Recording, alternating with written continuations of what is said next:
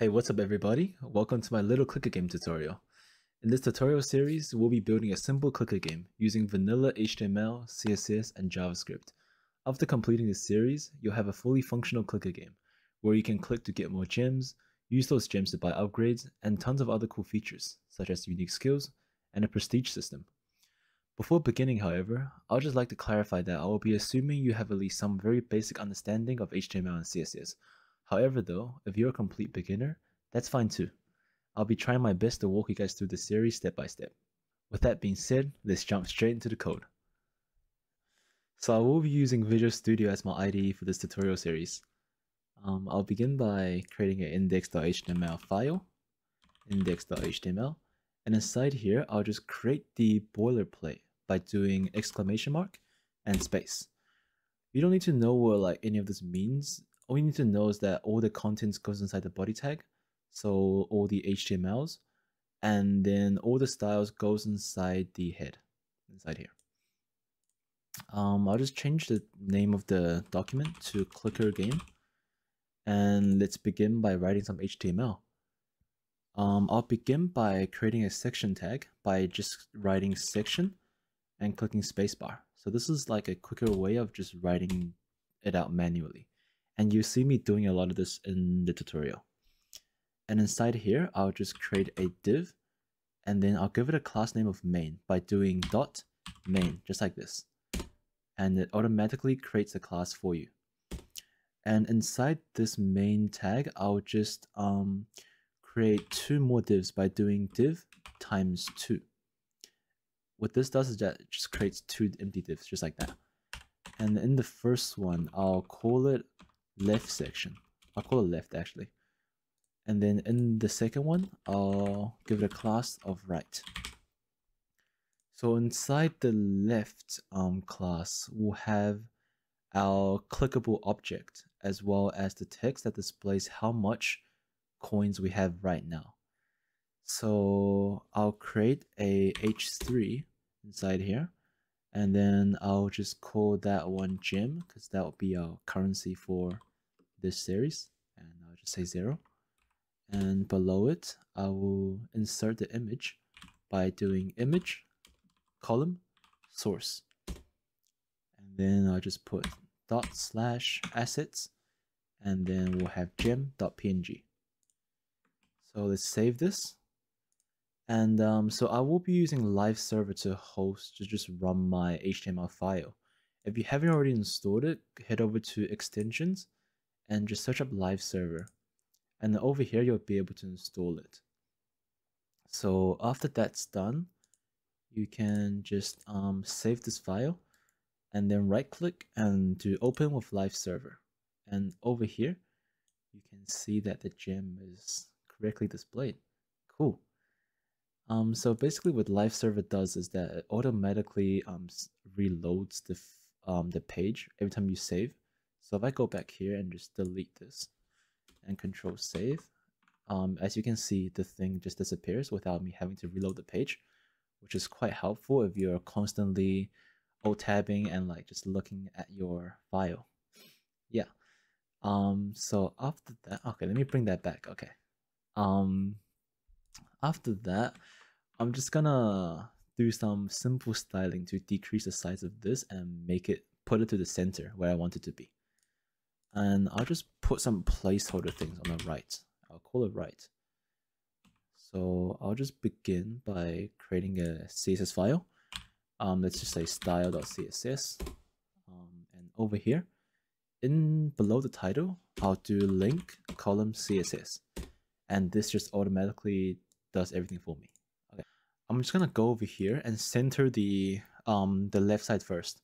So I'll just target the body tag, which is basically the entire page, and I'm just going to do display grid, and then I'll do place items center.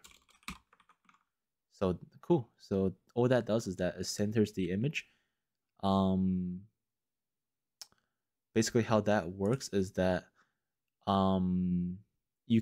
this item, it centers it horizontally and vertically. Actually the reason it's not doing it vertically right now is that the height of the body is only this much right now, up to this line. So what we want to do is actually make the height of the body the entire view height. So 100 view height. So that just makes the body like the entire page, basically. But over here, you can see that I actually created a scroll wheel somehow. So to remove that, we just need to set the margin and padding to 0, because by default, every page there's like a small bit of margin and padding on the borders. So since we've set the height to 100 view height, and if there's a little bit of margin and padding, it will make the total height more than 100.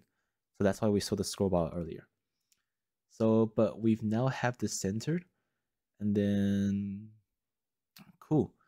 So we actually want to display this right section on the right side and not beneath the left side. So we can just do that by targeting the main div and then say display flex. Okay, cool. So now that's horizontally aligned. I mean, not aligned, like just placed. And we can give it a gap of 200 pixels just so that there's a little bit of spacing between the two. Okay, that's a little bit better. And we want this text to be centered. So to do that, we can just do dot left, and since the h3 tag, we can just target all the h3s inside left, and then we can say text align center. Cool, so that's aligned it. And I just want to make it a little bit bigger. So I'd say font size is 30 pixels. Cool. And add a little margin to the bottom. So margin bottom is 30 pixels. Oh, that doesn't look too obvious, 50 pixels. Okay, so now there's more of a gap between these two now. Cool. And I also want to decrease the size of the image a little bit, because right now I feel like it's a little bit too big. So I'll just give this image a class of gem image, and then in styles I'll say .gem image, say width of 300 pixels. Okay, that's a lot better. Okay, so now that we have this sorted out, we can start adding some JavaScript to make it that when you click on the gem, this number over here actually increases. So to do that, we need to separate out this number individually so that we can target it by itself, just like that. And we'll give it this a class name of, say, gem cost. Okay, and now we need to create a index.js file, index.js, and then we can link it by doing, just beneath the section tag, we can do script column source space and say index.js, just like that. And now we can go to the index.js file and say gem let gem equals document query selector, and then select the gem cost, just like that. And now we can make a function using that variable we've grabbed from the HTML file. We can do function increment gem, just make a function, and then we can say gem dot inner HTML. This just basically targets the value inside the tag, because this over here, it grabs the entire tag, this tag over here, this entire span tag. But by doing inner HTML, we actually target the value that's inside the tag. So now we can do gem.inner HTML +1. So press save and save. And now we can go back to our live server and click.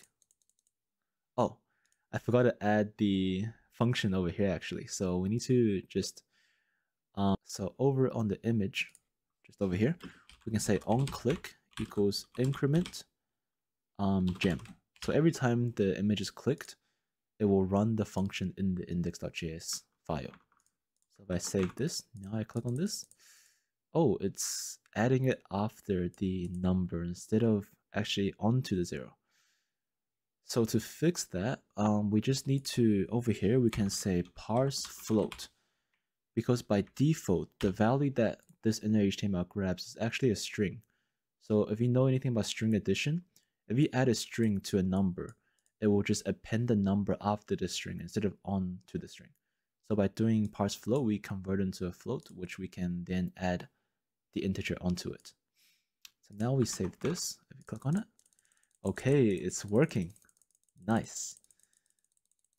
So now what I want to do is just give this gem a little bit of bring a little bit of life to it, I guess. So I'll just go to the style.css and then I'll target the gem image. So I'll say gem image on hover. I'll say opacity is 0.9, and then I'll say cursor is pointer, so that when I hover over it, it becomes a little bit dimmer. And also the cursor is, as you can see, it turns into a pointer. Okay, before moving along, I just want to make the background color darker because it's kind of hurting my eyes a little bit. So I'll say 2C, 2C, 2C, and then I'll give it a color of white, the text color. So now, okay, it looks a lot better in my opinion. Okay, cool. So after that, we can give it a click property. So image, oh fuck, I can't spell. Active. So when it's clicked, we can say opacity is 0.8, and we can make it a little bit bigger. So transform scale 1.02. So now when we click on it, it grows a little bit. Okay, how nice. Oh, as you can see here, if you like move around when you click onto it, you can actually drag the gem around, which is kind of affects your clicking a little bit, I think. And it's pretty annoying. So I can just disable this by going to index.html, and over here I can just do draggable equals false. So now it can't be dragged. Cool. But okay, it can be highlighted though, and also these text. So I also don't want that. So I can go over to the body tag and say user select and do none. So now they can't highlight. Okay, cool. So now that's done, I just want to add the first upgrade over on the right side. So I will over here I will, instead of this right, I'll do a div, and this div will be the container div for each upgrade. But since each upgrade will kind of have the same structure, I'll give it a more general name. So I'll just call it div.upgrade, which will automatically give it a class of upgrade.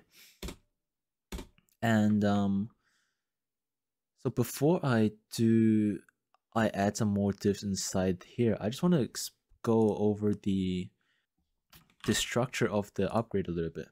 So I'll just open up Paint 3D, and then okay, I'll just do new. So each upgrade will look something like this, and in each upgrade you'll have an image over here, and a title, and also the cost of the item, the upgrade, and as well as a gem icon over here, just to make it look a little bit better. And on the over here on this side, you have a text called level to show like the current level of the upgrade. So basically this model, you can view it as the image here being the left section, and everything here being the middle section, and everything here being the right section. So by doing this, it just makes everything a lot easier to style, pretty much. So I'll just go over here and then create 3 divs, div times 3, boom. And then inside here, I'll just call it left section, just like that. And then here, I'll call it mid section, boom. And then over here, I'll call it right section. Okay, recall that in the left section, we'll just only have the image. So we'll say image.source, and then that will just be assets, and that will be the clicker white. Okay. And in the middle section, so if I bring back the paint, so over here, you have the title. And then over here, you have another div that has the icon as well as the cost. So over here, this can be simply represented by a h4 tag. So I'll say h4. And inside this h4, I'll just say clicker, because that will be the name of this upgrade. So I'll say clicker. And below this, I'll have a div. And then I'll have a paragraph tag called cost. And then we'll say it cost 10 gems. And below this, I'll just show the image of the gem again. So I'll do assets and gem.png. Okay, so now we save this and I go back. We can see that all the things are properly rendered, but it does not look too good because the images are way too massive. So I'll just go, I'll just give the images each a class. So I'll say class equals, I'll say upgrade image. And then this one over here, I'll say gem image. And over here, I'll say dot upgrade image. And I'll give this one a width of 50 pixels, 55 pixels. And for the gem image, it's quite small, so I'll just give it a width of say 20 pixels. Now if we look, okay, it looks a lot better, but these things are clearly not in line with each other. So now we just need to target the container, the main container div. So it's called upgrade dot upgrade, and inside here I'll say display flex. So now the items are next to each other, which is nice. So actually, before moving on, I'm just gonna add a text in the right section just so we can visualize it. So level 0 over here. But see how the level 0 text and this cursor is not aligned properly. So I want to align them. I can do this by just saying align items center. Cool, so now they're aligned. What I want to do now is just give it a width of 330 pixels, a height of 60 pixels, and also a border of 4 pixels, solid and white. Cool. So we've got the border here, and the box has a width of 330 pixels and a height of 60 pixels. But notice that all of the components in the flex is actually right next to each other. But what we want is that we want this item aligned to the right and we want this item to the middle. So we can do this by giving it a property of justify content, and then we'll say space between. Nice. So what justify content does is that it makes it so that the space between each element is even. So this space is the same as this space, and it will use up all the space that is given inside the box. So in this case, it will use up all 330 pixels. But notice that the items are actually pressed right against the borders, but we don't want that. So we just give a padding of 10 pixels in the y-axis, so top and bottom, and 20 pixels on the left and right. Press save. Cool. Lastly, I just want to round out the borders a little bit. So I'll come here and do border radius of 5 pixels. Okay, cool. That looks a lot nicer. We need to make this gem display next to this value. So to do that, we can just give this one a name, and then we'll give it a, say, just call it cost info. I'm really bad with the class names. So cost info dot cost info. We can say display flex. Okay, it's a little bit too close. Display flex, and then we can say gap of 5 pixels. Okay, so you can see that this image is being kind of dragged out a little bit. We'll just give it a strict height of 20 pixels just to avoid that problem. Okay, cool. And you can see that it's not aligned properly. And to do that, like before, we can just say align items center. So now it's aligned. But you can see that there's like there's a big gap between like the clicker and the cost of 10, which is quite unusual. So if we go to inspect and then select this over here, we can see that this has like a pretty big margin on the top and right, as well as this value over here. And this is because by default, every like paragraph and heading tag, it has like a big padding around it, which is like quite strange.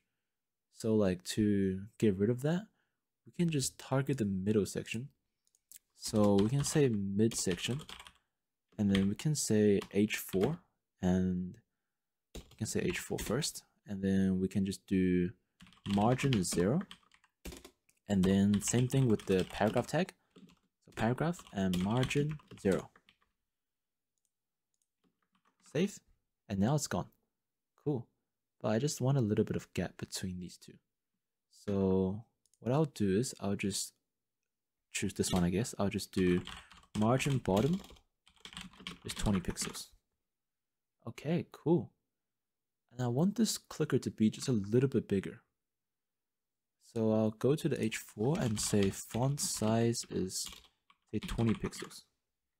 Okay, cool. That looks a lot better. So now that we have this container, the styling done, we can now do the JavaScript. So make it that when you click on this one, it decreases the amount of gems you have and then gives you an upgrade. And for this upgrade, we'll just do every time you buy it, you'll get 1 passive gem every second. So with that being said, let's go over to here, to the index.html, and then we need to separate the cost into its own span and give it a class of clicker cost. And now we can just go over to the index.js and target that. So we can say let clicker cost equals document dot query selector, and then we can just do dot clicker cost. And now we can make a function. So function, we'll call it by clicker. And then inside here, we'll say if the current gems that we have, so if gem.innerHTML is greater or equals to the clicker cost, so clicker cost.innerHTML, and then we can do gem.innerHTML minus equals clicker cost.innerHTML. Okay, so let's try this. Before doing that, we need to just call this function actually somewhere. So we'll call it on the entire container. So we'll say onClick equals by click. Oh, it's a by clicker? Can't remember. Wait, okay, let's call it by clicker. I think that sounds better. By clicker. Okay, so now we click it, nothing happens. Okay, that's good because we only have 0 gems. We're broke. And now we go here. Now we have 16. Click on it. Boom, it decreases. Nice. But it's actually not giving you any upgrade. You're just losing money for no reasons. And okay, what I saw there, yeah, you can actually go to the negatives somehow. Okay, that's interesting. Oh, I see. So we're actually comparing gem.innerHTML with clickercost.innerHTML, which may not necessarily be numbers. So instead, we could do parse float and brackets gem.innerHTML.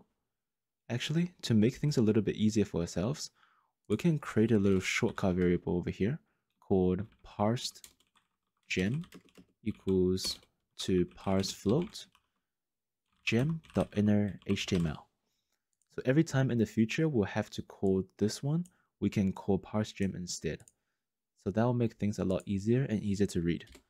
So same thing for this one, we can say parse clicker cost equals parse float clicker cost.innerHTML. Okay, so now we will always use this variable to place inside gem.innerHTML. So over here, instead of doing gem.innerHTML plus 1 with itself, we can instead do parsed gem, because the value of parsed gem will originally be the value inside gem.innerHTML. So we can just plus equals 1 to this, and instead of setting inner HTML to +1 itself, we can just set this to parse gem. Okay, we'll just try if it's still working. Click, click, click, click, click. Okay, nice, it still works. And now down over here, we'll replace this one with parse gem, and this one with parsed clicker cost. So similarly to this function over here, we can just say parse gem minus equals parsed clicker cost. And then over here, we can just set the gem.innerHTML equals to parse gem. Okay, now everything should be working. Let's try. Click, click, click, click, click, click, click, click, click. And then we can purchase. Nice. And we try purchasing again. Okay, it doesn't let us. Sweet. Okay, guys, so that'll be all for the first episode of the series. So in the next episode, we'll be adding to the buy clicker function so that when you upgrade the clicker, the cost will increase and the level will increase as well. And also, when you actually buy the clicker, it will give you a passive gem income. So increase your gems per second so that when you upgrade the clicker, it actually does something rather than just eating up your gems. Yeah, so thanks for watching, everyone, and see you in the next episode. Hello everyone, welcome to the second episode of the clicker game tutorial. In this episode, we will be adding on to the functionalities from the last episode. So first, we will add another pop-up div that will show up on the right side of this container. So this div will show you how much clicking power that you'll get when you purchase the upgrade. Also, we will make the cost and the level dynamic. So when you make an upgrade, the cost will increase and the level will increase as well. Then we will add 2 more upgrades. Finally, we will add a stats window on the bottom of the page that will show you how much your clicking power is, as well as how many gems you're generating every second. Without further ado, let's jump straight into the code. So we'll first head into the index.html and make the pop-up window first. So to do that, we will head inside the upgrade div, and right below the right section, we can create a new div. And for this div, we can call it next level info. And inside this div, we can create a paragraph tag. And in here, we can say something like plus span, just so that we can target this value. So we can say +1, and we can say gems per second. I'll also add a break tag over here to just add a new line. And I'll call this one something like cursor increase.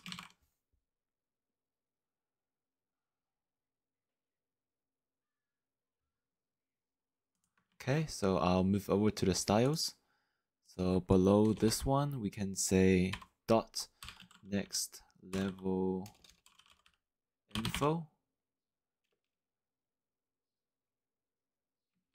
And inside here, we can position this div with absolute. What this does is that it will position this container with reference to a parent container. And that container will be the upgrade div.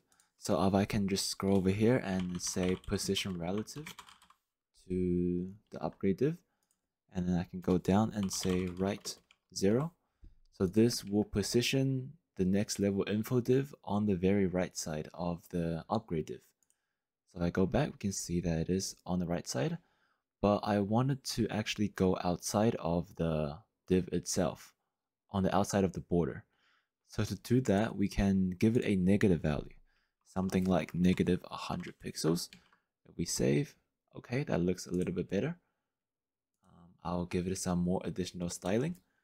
So we can say background color, and I'll give it some color of gray. So I'll say this, and I'll give it a height of 80 pixels, a width of 100 pixels, and a text align of center. So we go back. Okay, that looks a little bit better, but I'll just move it a little bit more to the right. So maybe 105 pixels. Okay, that looks a lot nicer. Okay, but I want to actually display this div only when the upgrade div is hovered. So to do that, we can first hide it. So we can say display none. And then when the upgrade div is hovered, so we can do upgrade : hover, then we target the next level info. And we can say display block. Okay, we go back. Now it's not showing, but when we hover over it, it is showing. Nice. Okay, so now let's add on to the functionalities in JavaScript. So I want to make it that when you click on the upgrade div, the cost will increase and the level will increase as well. So to do that, I will give the level a unique span tag. And I'll move this one in here. And we can call this clicker level. Okay. Oh, sorry, I'll make this one clicker increase.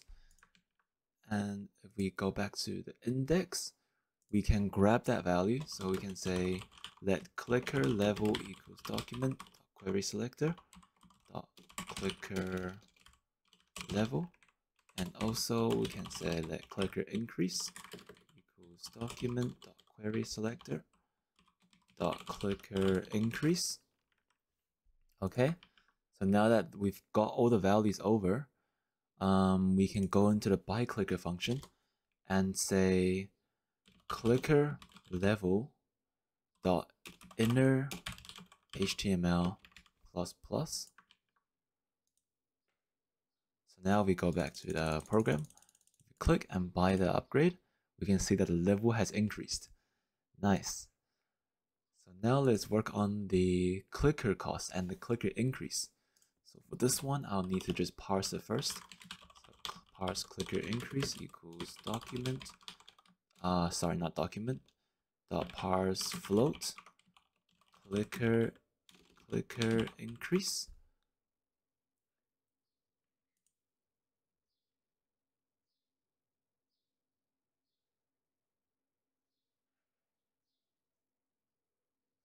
Okay, so now that we are working with a dynamic value, which is the clicker increase, we can actually create a new value. Let's call it gems per click, but I'll just write GPC equals 1 at the start. So instead of saying parse gem plus equals 1 every time you click the gem, we can instead say parse gem plus equals GPC, which is pretty much the same thing as before.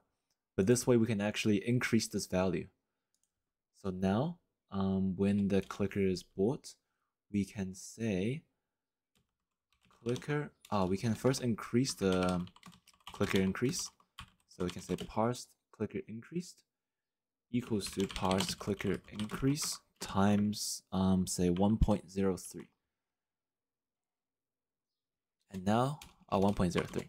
We can say clicker increase dot inner HTML equals parsed clicker increase. So this is basically just updating the value that's inside here, the +1. And now we can actually increase our clicking power.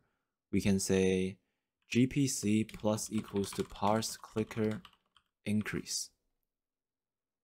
Okay, nice. So we go back and give it a try. So we just, to make things easier, I will set the starting gem to 500 just so that we can buy the upgrade straight away without actually clicking every single time. So we buy this one, and now we click. Oh, I've made a mistake somewhere. Oh, I see. So clicker increase, this should be actually inner HTML. So now if we go back, we try again, we buy this one, we can see that it is increasing, which is very nice.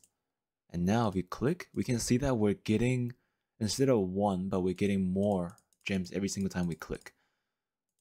Okay, but this is, okay, the decimal points are getting ridiculous. So I will just round the values. So we can first round this one over here.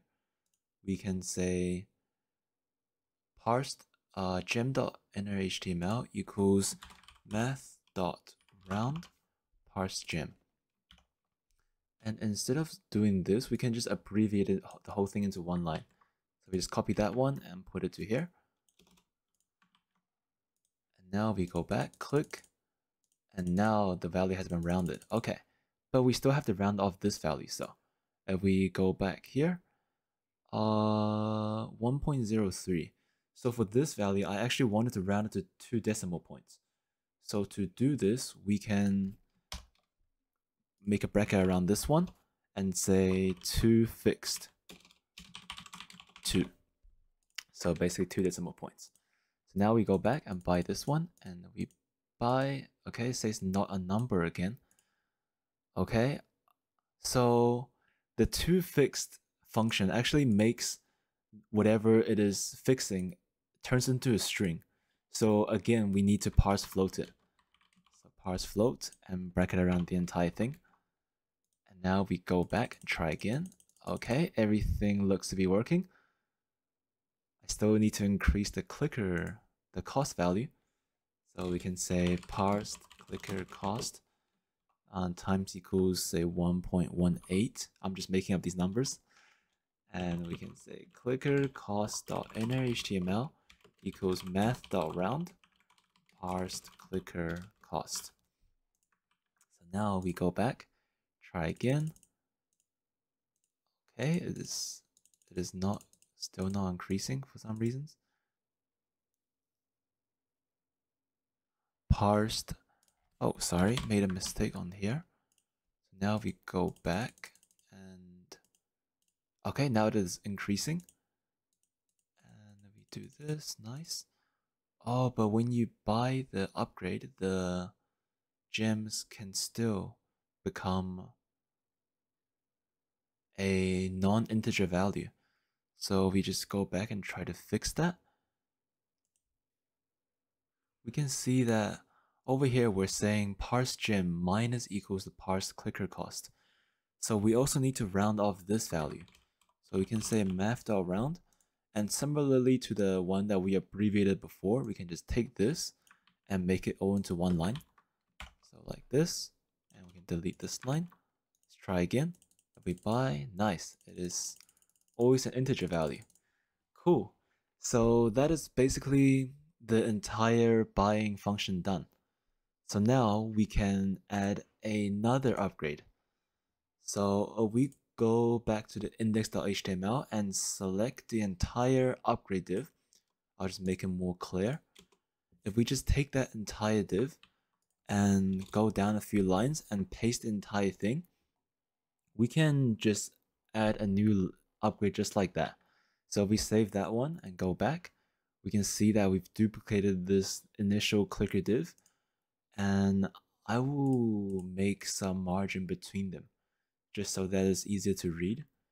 We go back to the upgrade container and we can say margin bottom, and I'll say 30 pixels. We go back, I think that's too much. Say 20 pixels. Okay, that looks a lot nicer.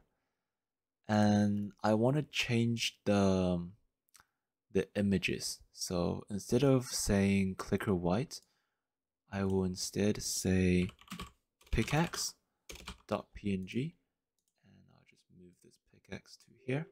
And hopefully I will have the assets in the description below. So pickaxe.png, and we come back, we can see that, nice. And so now I want to change all the clicker related words to pickaxe. So I can select clicker and press Ctrl D. What that does, it will select the next word that is the same as the one you selected. Ctrl D again and D again. So now we have everything selected. We can change it to pickaxe and make sure to make this a capital letter. I will change the starting cost to say 130 and the gems to 4. Okay, we go back, nice, pickaxe 130 and 4 gems per second. Oh, sorry, so 4 gems per second. Nice. So now we can go to the JavaScript file and we can copy and paste this entire thing again. Go down here and do the same thing before. Control D, D. Select everything and say pickaxe, and just make sure to make these ones a capital letter still. So pickaxe level. Oh, sorry, not this one. This one should still be lowercase, but it will be these ones in the middle. That would be a capital. Okay, so now that we have that done, we can now copy the function over and say by pickaxe. Same thing as before. I can copy this entire thing and say pickaxe, and I will make some of these ones turn into lowercase. Okay, so now that's, oh, sorry, one more.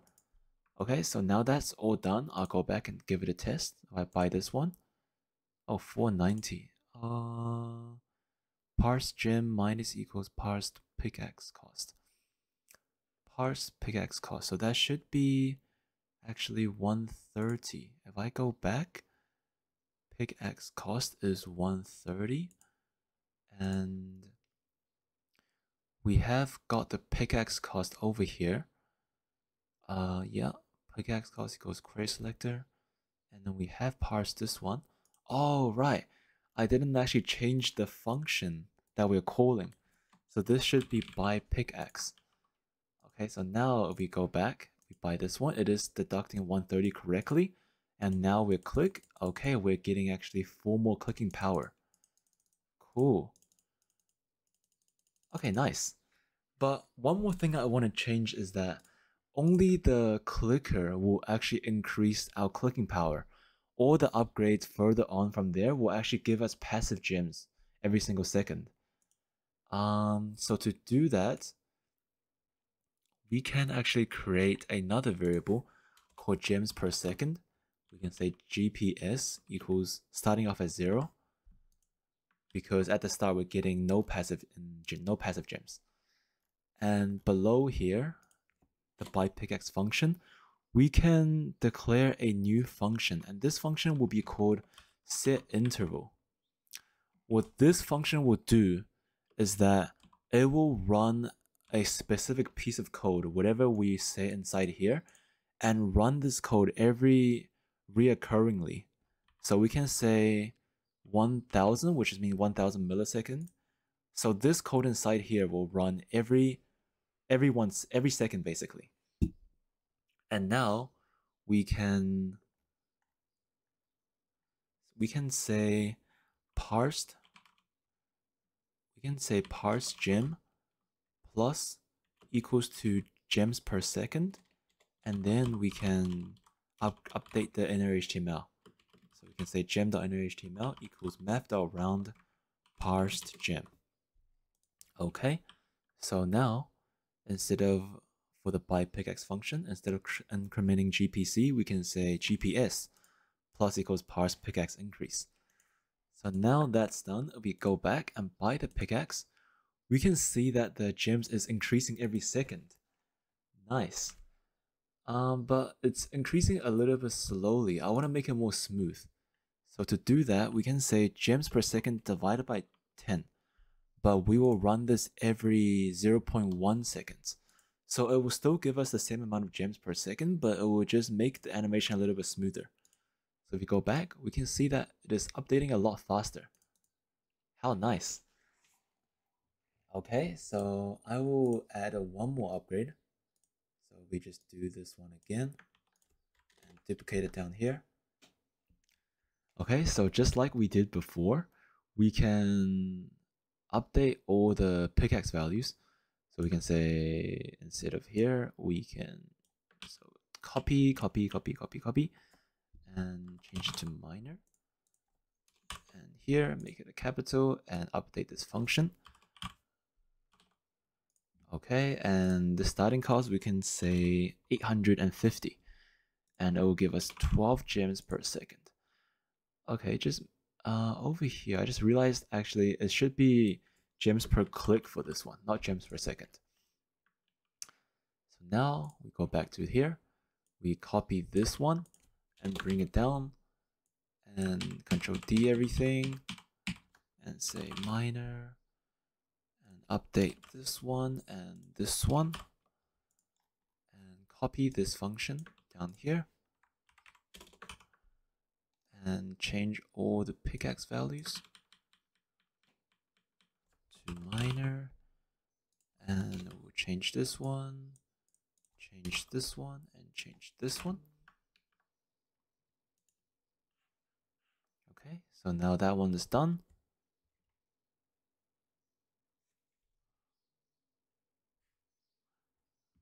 Okay, so now that's done, we can give it a test. So, okay, I'll increase the gem at the start, so I don't have to click 300 times. Say 5,000, and now if we click that, okay, it's not getting code. This one is, oh, this one, 600. By minor. Oh, I forgot to change the name. My bad, my bad. So that should be by minor. We go back and try. Now it's working, and we can see it is giving. I think that should be around 12. Maybe I'll make this one a little bit more. Say 24. Test. Okay, yeah, that looks correct. Cool. So now that we have 3 upgrades, and it is showing us how much clicking power or passive gems that we're getting every second, which is very, very nice. Okay, so now let's make the stats window that will show us how basically our power, how much gems we're getting per second, as well as how many gems we get per click. So to do that, I'll go to the section tag and go right below everything inside the section, and we can make a new div.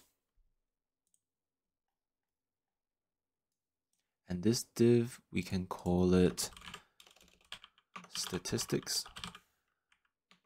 And inside here, we can make another div. And this div will contain all the text. So this one we can say text. And inside here, I'll have 2 paragraph tags, so p times 2. And I'll say GPC. And I'll give this one a span tag so we can target it in the JavaScript. And we can say ID equals GPC text. So ID is basically another way that we can use to target in JavaScript. And there's not really much of a difference, but I just wanted to use it for this one. So we go down here and copy this one. We can say GPS and say GPS text. Oh, this should be 1 at the start, right? So now we got this one. If we go back to the program, we can see GPC, GPS, but we want it on the bottom of our page. So to do that, we can go to the styles and say .statistics and also give it a position of absolute, because this time we want to position it in relative to the body. So we can give the body tag a position of relative and say bottom 0. Okay, nice. So now it is positioned on the very bottom of the page. Nice. Okay, so let's give it some more styling. We can say width equals, say, 450 pixels. Padding is 30 pixels on all sides. And we can give it a border of 2 pixels wide and color of white, and it's solid lines. And we can give it a top right border. Top right radius, sorry, of 10 pixels and a top left radius of 10 pixels. We go back. This is because we don't want to actually have any border radius on the bottom, only at the top, just to make it a little bit rounded. Okay, so I want to center this one. We can say left of 50%. Okay, so we can see that it's moved a lot more than just 50%. It's now actually placed in the center. And the reason being is that right now the pivot point is actually on the left side of the div. So this space between the left side of the page and left side of the div and the left side of the page, this is 50% of the entire page width. But if we wanted to make the pivot point the center, we have to give it a transition property. We can say transform, translate, and we can say negative 50%. So this just means moving the pivot point 50% more to the left side. So now it is properly centered. Nice. Okay, so now let's try to style the text. We can say dot text and give it a flex property, so they're on the same line, and give it a gap of 100 pixels. Center by saying justify content is center, and give it a font weight of bold and a font size of 22 pixels. Okay, go back. Okay, nice. That looks a lot nicer. So now we need to actually update these values when we make an upgrade. And to do that, so GPS text, GPC text, we can go to the index.js and say let GPC text equals documents. So instead of query selector, we need to say get element by ID. And we can say dot, not dot, GPC text. And we can say let GPS text equals document dot get element by ID and say GPS text. The reason we're using get element by ID and not query selector is because we gave it a ID and not a class. So now if we go back and in the set interval function, we can check for the current GPS and the current GPC. So to do that, all we have to say is GPC text.inner HTML equals math.round GPC and GPS text.inner HTML equals math.round GPS.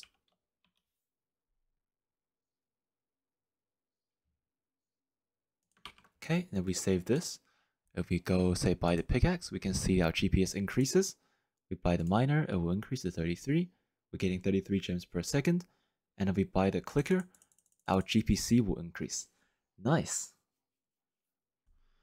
That will be all for the second episode of the clicker game tutorial.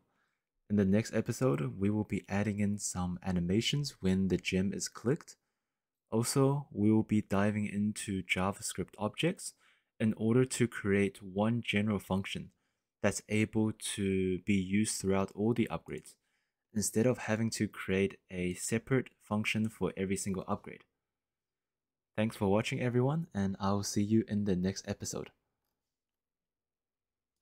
Hello everyone, welcome to the third episode of the Clicker Game series. Let's begin by improving some of the visuals. So I want to first improve how this text over here looks.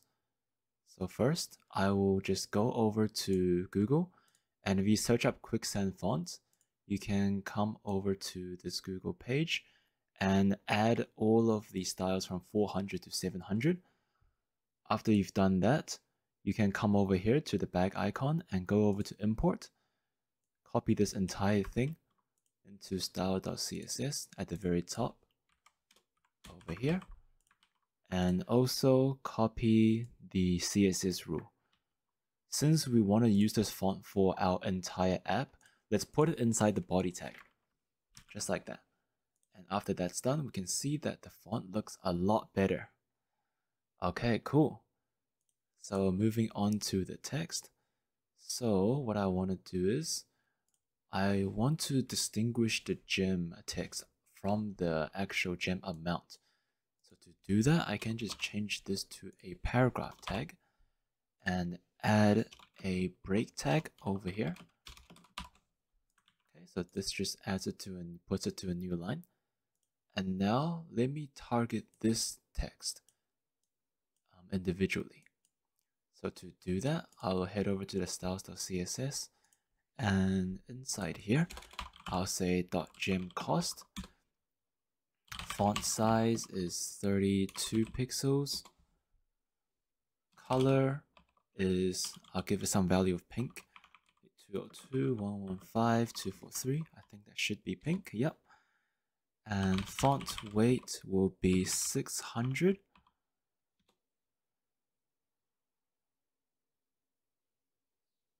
Okay, let's save that, have a look. Okay, that looks pretty good. Actually, I'll make it 700 to make it a little bit more bold. Okay, I think that looks good. Next, I want to give it a property of text shadow. And to do this, we can just say text shadow. The first two values will be the X and Y offset of the shadow. So we can say something like 2 pixels, 2 pixels. The third value is the blur. Let's say 3 pixels. And the fourth value is the color. We can say RGB, and I'll give it a darkish gray color. So nothing too bright. Say 120, 120, and 120. Have a look. Okay, I think that's a bit too bright. I'll say 90, 90, and 90. Okay, I think that looks pretty good. Just a little bit of shadow. I also want to apply this text style onto the GPC and GPS as well. So instead of saying .gemCost, I'll actually just create a new utility class. And let's call it .pinkText. And we go to index.html, we can apply to this one because a element can take multiple classes.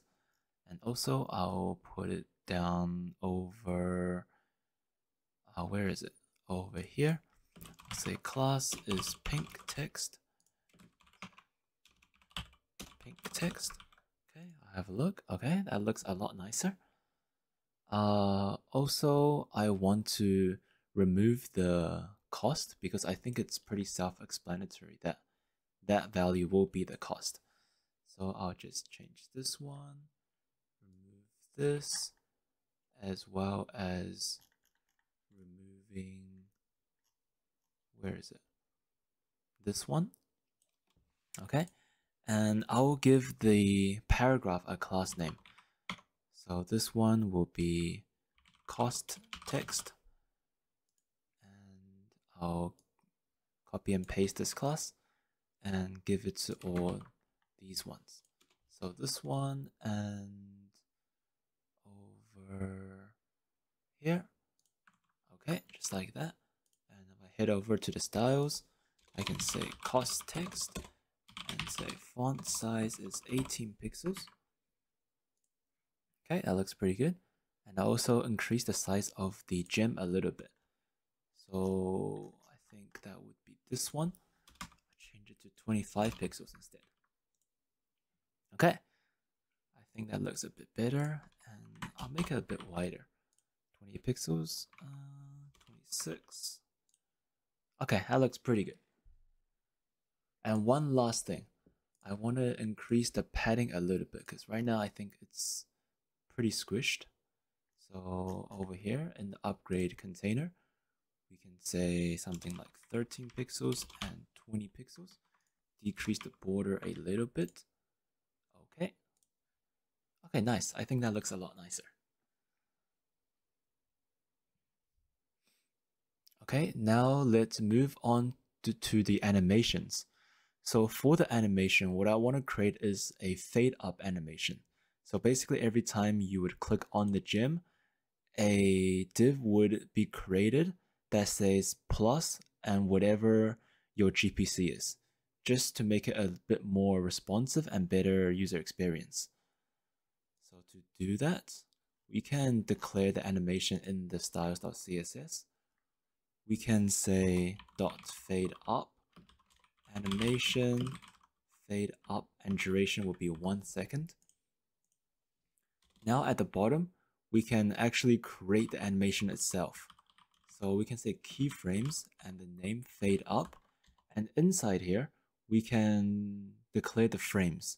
So at 0%, which is at the start, I want to give it a transform translate y of 0 and a opacity of 1. So this doesn't actually do anything, it's just declaring the initial value of the animation. And next we can do something like 20% and transform translate y will be -5 pixels. And if we copy this one down like this a few more times, make this one 40%, 60%, 80%, and 100%. We can say this one is -13 pixels. This one can be like 25, and this one can be like 42, and this one will be 65. And don't forget the opacity. So this one can be something like 0.9. This one will be 0.75. This one can be 0.6, 0.55. This one can be 0.3. And this one can be 0. So all this does is that we've declared the frame, so our animation will have 6 frames, and then within 1 second, it will animate from the first frame to the last frame. Okay, cool. Now that we've written the animation, we need to actually implement it using JavaScript. So to do that, we need to head inside the increment gem function, because that is the function being called when we click onto the gem. Okay, so I will start off by grabbing I will grab the event variable, which is supplied by JavaScript itself, and I'll use that variable to get the X position and the Y position of our mouse. Offset X and const Y equals event.offset Y. So this basically just gets the position of the mouse, so we can actually start the animation wherever we click.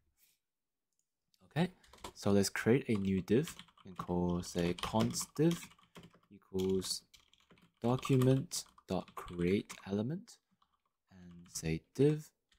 And okay, so we can also give it a value. We can do this by div.innerHTML equals plus and a template literal of math.roundGPC. So this basically means the same thing as this over here. So plus and then with a plus math.roundGPC. But I prefer this method more, because it kind of has everything condensed together without you having to use a plus. Okay, so now let's give it some styling. So we can say div.style.css text equals, so I'll use the template literals again, like that, and color of white, a position of absolute, top of Y pixels, the one we declared before, a left of X pixels, a font size of 15 pixels, and pointer event set to none, because we don't want to actually be able to click onto the text themselves, because it might block us from clicking onto the gem. Okay, so now we need to declare a container that this div right here will be appended to. And for this one, instead of appending it to the image itself, I want to make a new container.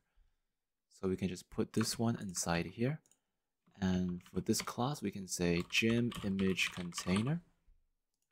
Okay, so now we head to the styles, and over here, we can say gem image container is position relative, because remember we're using absolute for the div we're creating.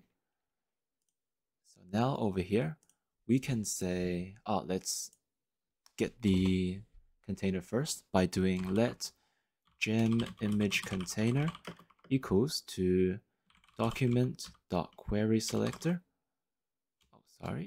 Document.querySelector, and this will be gem image container. Okay, now that we have that, we can do gem image container dot append child our div. Okay, and we can also add our animation class to this div by doing class list.add and fade up. Okay, let's give that a try. Hopefully it works. Okay, now that we click, nothing happens. Let's try saving all the files. We click, still nothing happens. Let's try to debug this by doing console.log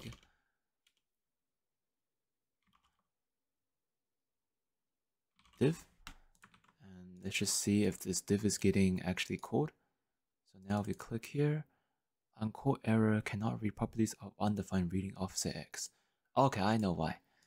The reason for that is because we didn't actually pass in the event inside our HTML. So we do that, and now we give it a try. Okay, still nothing happens. Try saving this one, saving this. Oh, okay, so we forgot to give it put a dot over here. Okay, so now we go back and try. We can see that the animation is working, but it is actually showing on the bottom here.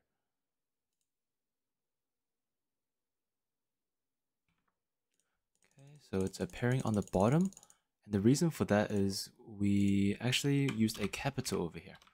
That should be a lowercase. So now that we try, okay, the animation is working, but the div is still remaining in place after the animation has finished. So we want to actually remove it. And to do that, we can use another built-in JavaScript function, which is called the timeout method. So we can say const timeout equals div, and this will fire a callback function. And inside here, we can say set timeout. And what this will do is pretty similar to the set interval, but for this function, it will only execute once. So after the 800 millisecond, whatever code is inside here, it will execute once. And what we want to do is simply div.remove. Okay, so now we can call this function inside our increment gem function. We can say timeout and div. Okay, so now we try. Okay, nice, everything is working. So I know the animation is a little bit stuttery, and if you want to make it more smooth, you can add more frames inside the animation. But I won't be doing that for this video, but feel free to do it yourself. It's not anything hard or anything like that. Okay, so now let's move on to creating a general function that we can use for all the upgrades instead of having to create one function for every single upgrade. And to do that, we can create a new function over here and call it function by upgrade. This function will take in a value, and this value will be called upgrade. So this is what we'll be using to tell JavaScript which upgrade that the user has actually clicked. So basically in the index.html, let's say we're using by clicker. Instead, we will do by upgrade and pass in the name of the item. In this case, it will be clicker. So now we can receive that item and we can execute some code on it. Okay, so before we can actually create the function, we need to create a JavaScript array that will hold objects that will hold all the information regarding our upgrades. And to do that, we can just come over here and say const upgrades equals an array. And inside this array, we will have a lot of different objects, and each object will hold all the information for one upgrade. And inside here, for the key, we can call a name, and the value can be something like clicker. Okay, and basically, if we want to access the first object, all we need to do is come down here and say console.log upgrades and in the square bracket 0. All this does is it gives us the first value of the array. And if we want to grab the second object, we can do 1, the third object 2, etc. In this case, we want to do 0. And if we come over to our app and go to inspect, right click inspect, and head over to the console, if we refresh the page, we can see that we have gotten the first object, which is name clicker. If we want to access this value, however, all we have to do is at the very end of this, we can say .name to get the value. Okay, now we see clicker. Okay, sweet. So that's pretty much how we will be letting JavaScript know which upgrade that the user has chosen. Okay, so now let's add in all the information regarding the clicker. So first, we can say cost equals to, let me just get the value here. It will be this one. So cost will be this. And parsed cost will be this one. We could, okay, and parsed cost will be this one over here. However, since we're working with an object, we cannot actually use parse float on a previous value that we have declared, for example, cost.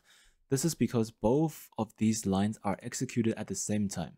So by the time this line is getting read, this line hasn't been read yet, so JavaScript wouldn't know what this variable is.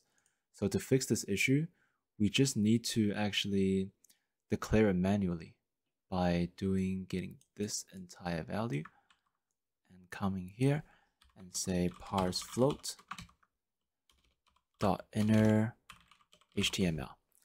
I know this makes the line a lot longer, but trust me, this will make our further functions very, very easy. Okay, now let's grab the other value. So we can say increase is document.query selector over here. And our next one will be the parsed increase. Parsed increase is same thing as before, parse float, and copy this value inside here, inner HTML. And we've also got the level, which is over here. We can simply grab that. And finally, let's declare the multipliers. So we can say gem multiplier is 1.025 and the cost multiplier is 1.12. So these multipliers are basically just these ones over here. So this one, 1.03, that one is the gem multiplier, and this 1.18 is the cost multiplier. Okay, now that we have our first one, to make the second one, all we have to do is copy this and paste 2 more times and hover clicker, Control D, a few more times and change that one to pickaxe. And for this one, all we gotta do is change it to minor. Okay, now we have our entire array set up. We can start working on our function.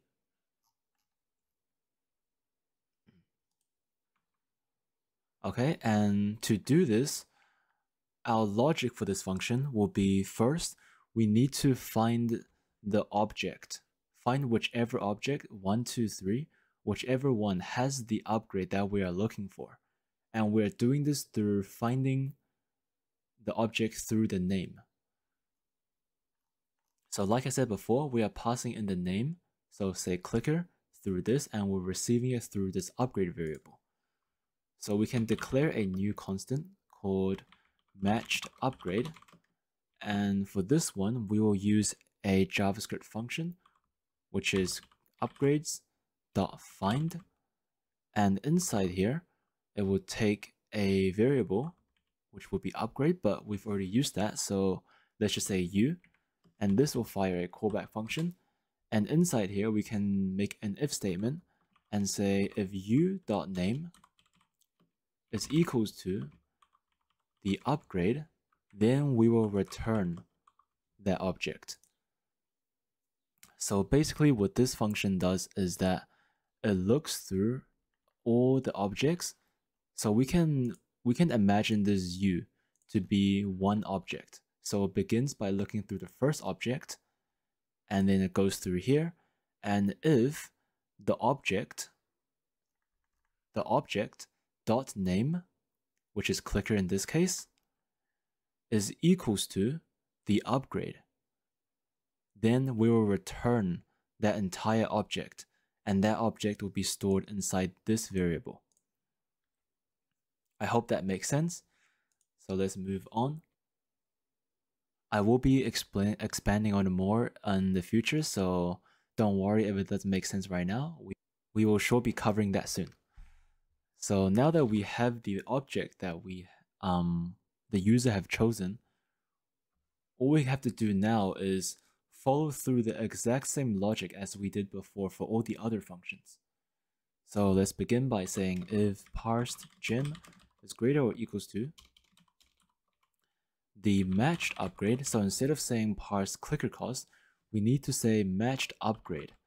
And this matched upgrade, remember, is the entire object, but we only want the parsed cost inside this object. So to do that, all we need to do is say dot and the name of the key. In this case, it is parsed cost. I just figured that we will be using this variable quite a lot in this function, so I don't want to call it such a long name. So I will abbreviate it just into mu. So over here we can say mu.parseCost, and let's open this one up. So now all we gotta do is follow through this function, which is quite easy. So let's say gem.innerHTML, and wherever it has anything to do with clicker, we change it to mu.whatever that variable is. So parse gem, and over here we've got parse clicker cost, and that will just be mu.parsedCost. Okay, and next we've got clicker level, but that will just be mu.level. .innerHTML ++, and next we've got parse clicker increase, so that will just be mu.parsedIncrease equals to parse float. Parsed, oh not parsed, will be mu.parsedIncrease times by not 1.03 but mu.gemMultiplier, and that will be rounded to 2 decimal points. Okay, nice. Now moving on to the next line, clicker increase.innerHTML, so that will just be mu.increase.innerHTML equals mu.parsedIncrease. So if you haven't noticed, all I'm doing is wherever it says clicker, I will remove this and basically add an mu at the front. That's all I'm doing. Okay, and next we've got gpc plus equals to mu.parsedIncrease. And next we've got mu.clicker parsed cost. Remember, this is for all the functions, so we can't just call it say something like clicker or pickaxe. It's more general. And times equals to not 1.18 but mu.cost multiplier. And then we will have mu.cost.innerHTML equals to math.round, and here will be mu.parsedCost. Okay, now we save this and hopefully it works. So we come to our code and click this one. We can see that everything is working just like before, but in the index.html we are using the by upgrade function and not the by clicker. Cool. Now all we have to do is, instead of saying by pickaxe, we just change it to by upgrade and pass it in here, the pickaxe. And over here you can say by upgrade and pass in minor. Okay, now let's try. We buy this, everything is working, every value is updated. Okay,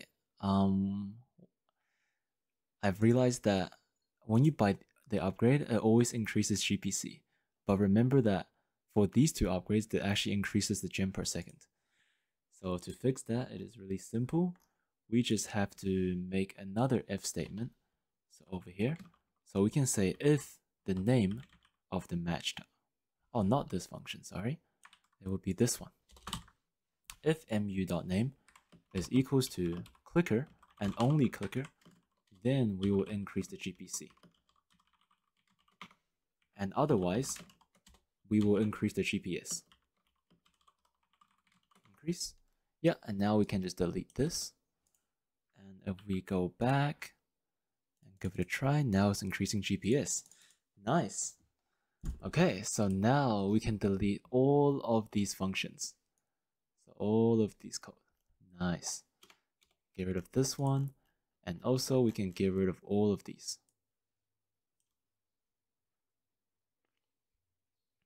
Sweet. So now we have created the general function for all of our upgrades, which makes creating any new upgrades very, very easy. How about we make one right now?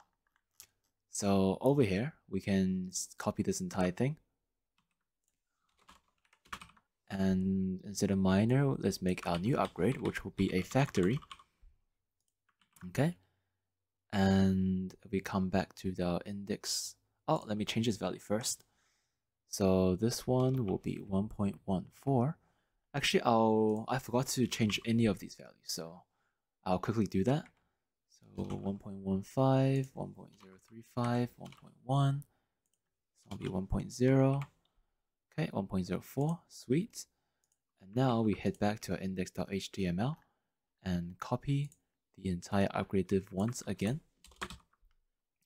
And instead of saying minor, we change this one to say factory. And this one will be factory. And yep, cool. If we save that one, we can see factory is right there. And let's make this one for 750 and say 82 gems per second. Okay, if we save that and buy this, okay, nice. Everything is working. Sweet.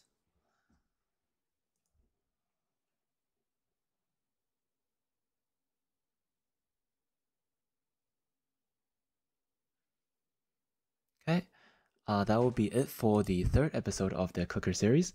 I really hope everything in this video made sense. If anything didn't, please feel free to leave it down in the comment section. I'll make sure to reply to all your questions. But in the next episode, we will be adding the save and the load function.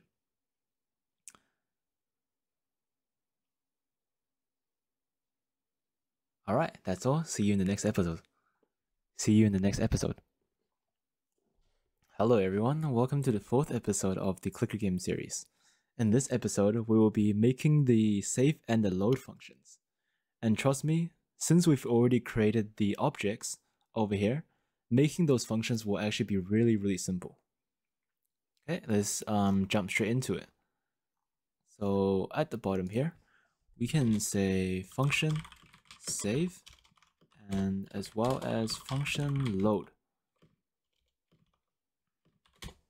Okay, and now let's create those buttons.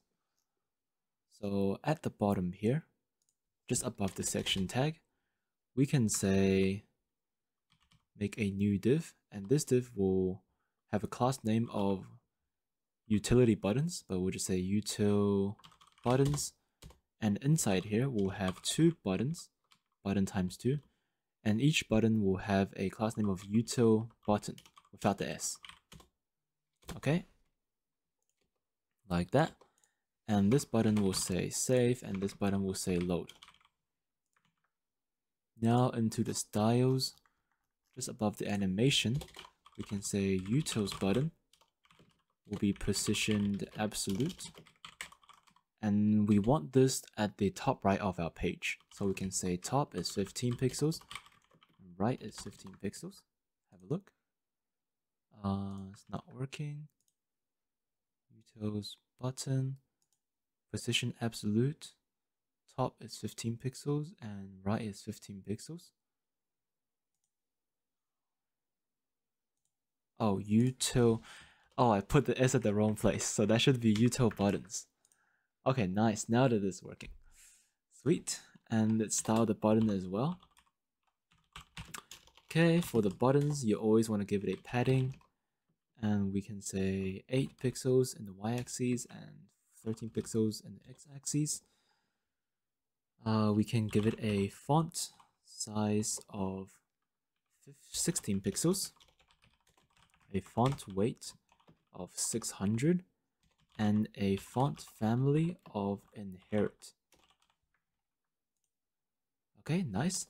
The reason we do font family inherit is that by default, buttons don't inherit the class. Buttons don't inherit the font family that we have applied to the body.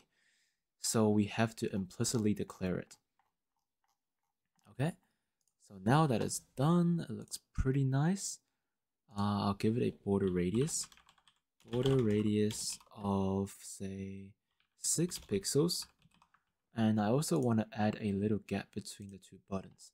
And to do that, I'll say display flex. And all you have to type is df. Display flex. And I'll give it a gap of 20 pixels. Oh, I think that's a bit too much. I'll also increase the padding a little bit. Still too much. 10 pixels. Okay, nice. That looks a lot nicer. Let's give it some hover effects by saying util button hover. And inside here, we can say opacity is 0.7 and the cursor will turn into the pointer. Okay, now that's done. Nice. That looks very good. Let's go back to the index.html. So when we click on this button, we will run the save function, and this one will run the load function. Okay, nice. And now moving on to the functions themselves. To be able to implement these functions, we will need the help of the JavaScript local storage. And what this local storage is we can come over here, inspect, and head over to application. And inside here, we can see local storage. So when the user click onto the save button, we need a way to upload all of our values associated with, say, the level, the clicker cost, the amount of gems into the local storage. And then when the load function is clicked, we need a way to actually grab those values from the local storage and apply those ones to our objects. Okay, so first we can clear the local storage by saying local storage.clear. What this does is just like the name, it clears the local storage. So this way we make sure that we don't save duplicated values.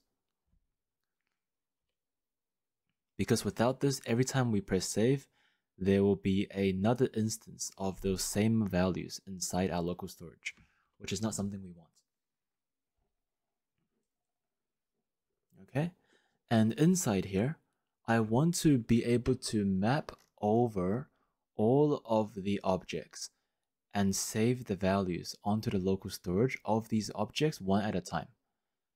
So first, I will just make 2 separate tags just so that I can explain some of the concepts side by side, just like that. Okay, so first what I want to do is I want to say upgrades.map, and inside here I will take an argument. We can say upgrade, and this will execute a callback function. And inside this function, I want to create a new object, and this object will be what will be stored inside our local storage. And to do that, we can say const object equals an empty object. But since we're working with local storage, the local storage only accepts string values, but we are passing it an object. So to make it a string, we can say json.stringify, inside here. And now inside this object, we can start saving our values. So we can say parsed level is equals to parsed float upgrade.level.inner.html. And next, we'll save the parsed cost upgrade.parsed cost. And here we'll say parsed increase is upgrade.parsed increase. Okay, so now I will console.log out the object just so that you guys can see what is happening. So basically what is going on is that this map function takes in a array of objects, and this object will be a singular object. And by using this singular object, it will run this function, it will run these lines using this object.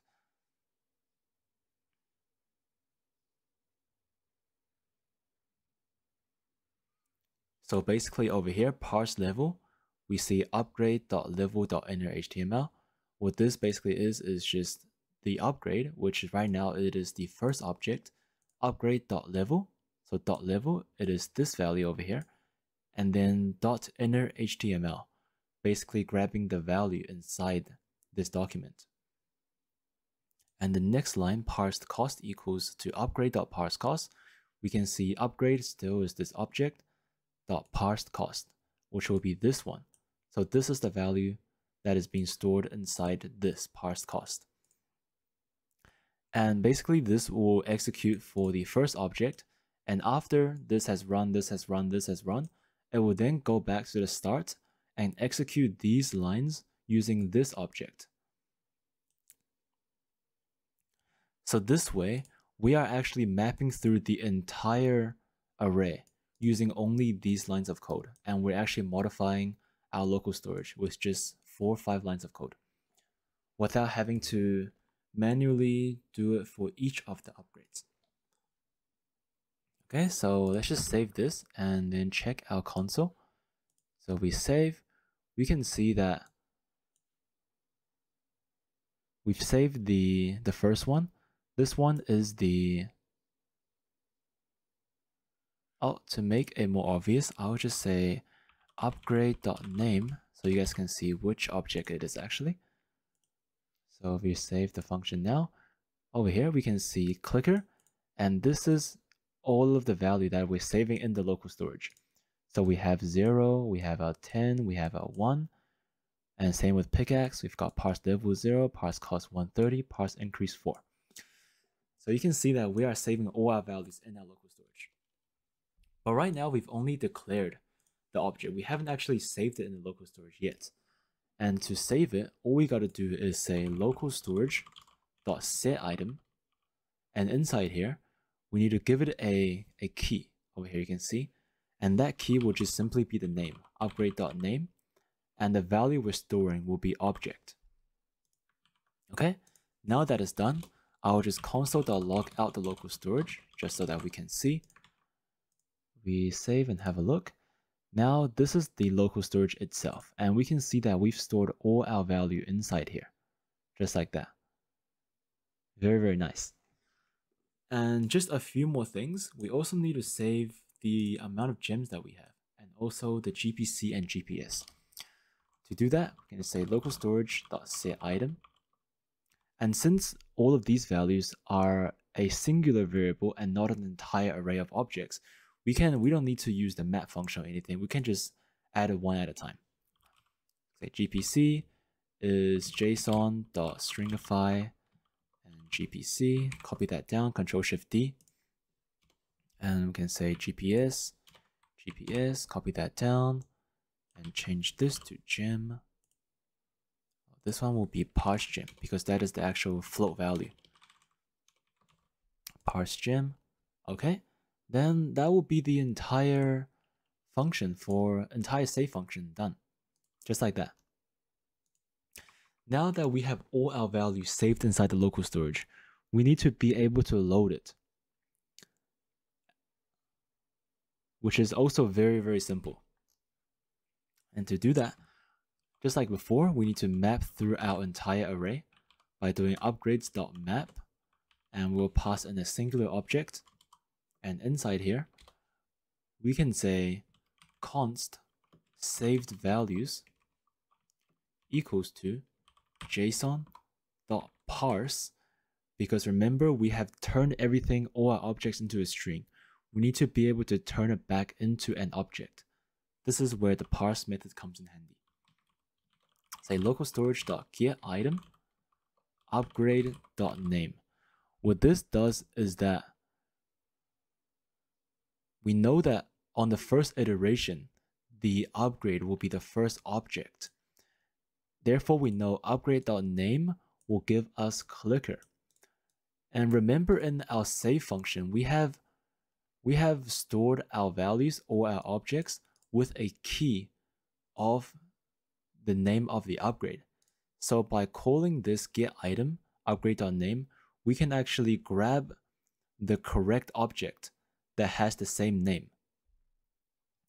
So now this is done, we have stored the object inside saved values. We can console log just to see. We can say upgrade.name and also the saved values. So now if we load, okay, we can see clicker and all our objects, pickaxe, all our info, miner, and factory. Very, very nice. So now we can use this saved values variable to get all our data and pass them to our objects.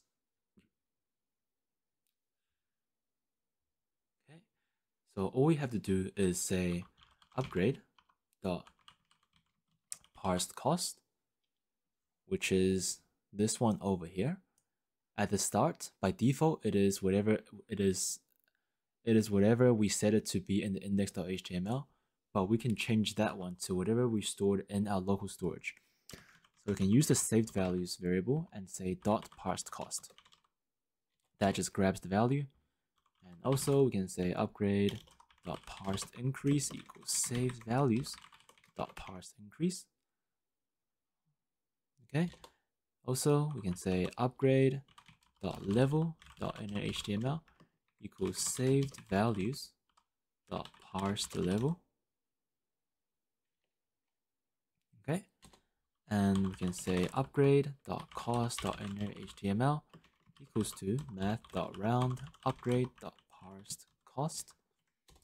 And here we can say upgrade.increase.innerHTML equals to upgrade.parsedIncrease. Okay, all we're doing here is pretty much setting our existing information, so our default values, into whatever we're storing in our local storage. So we can see save values.parseCost, .parseIncrease, and .parseLevel, which is the ones that we stored in our local storage over here.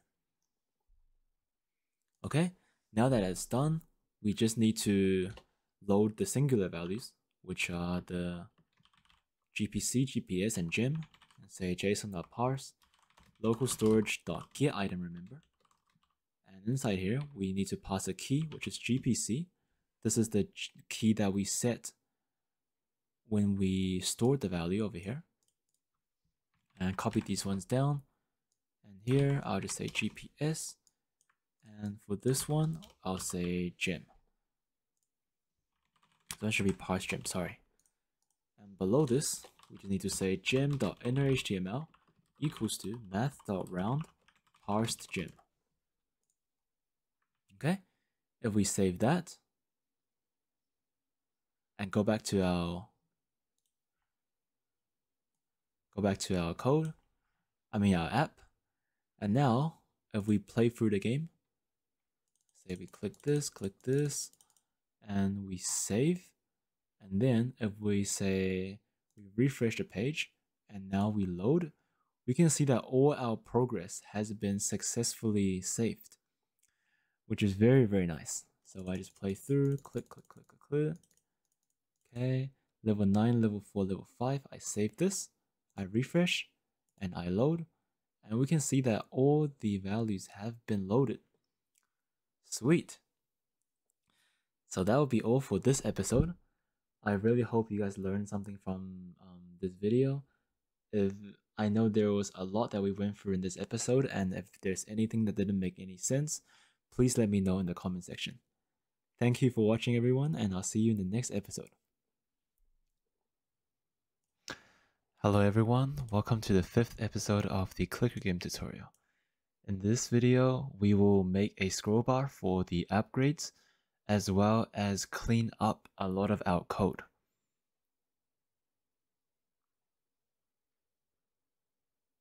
Okay, so let's get straight into it.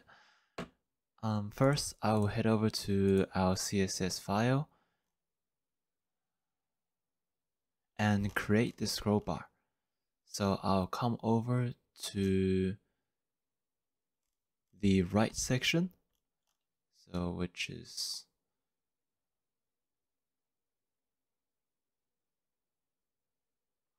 okay, so we haven't actually made one yet. So I'll say .right, and inside here,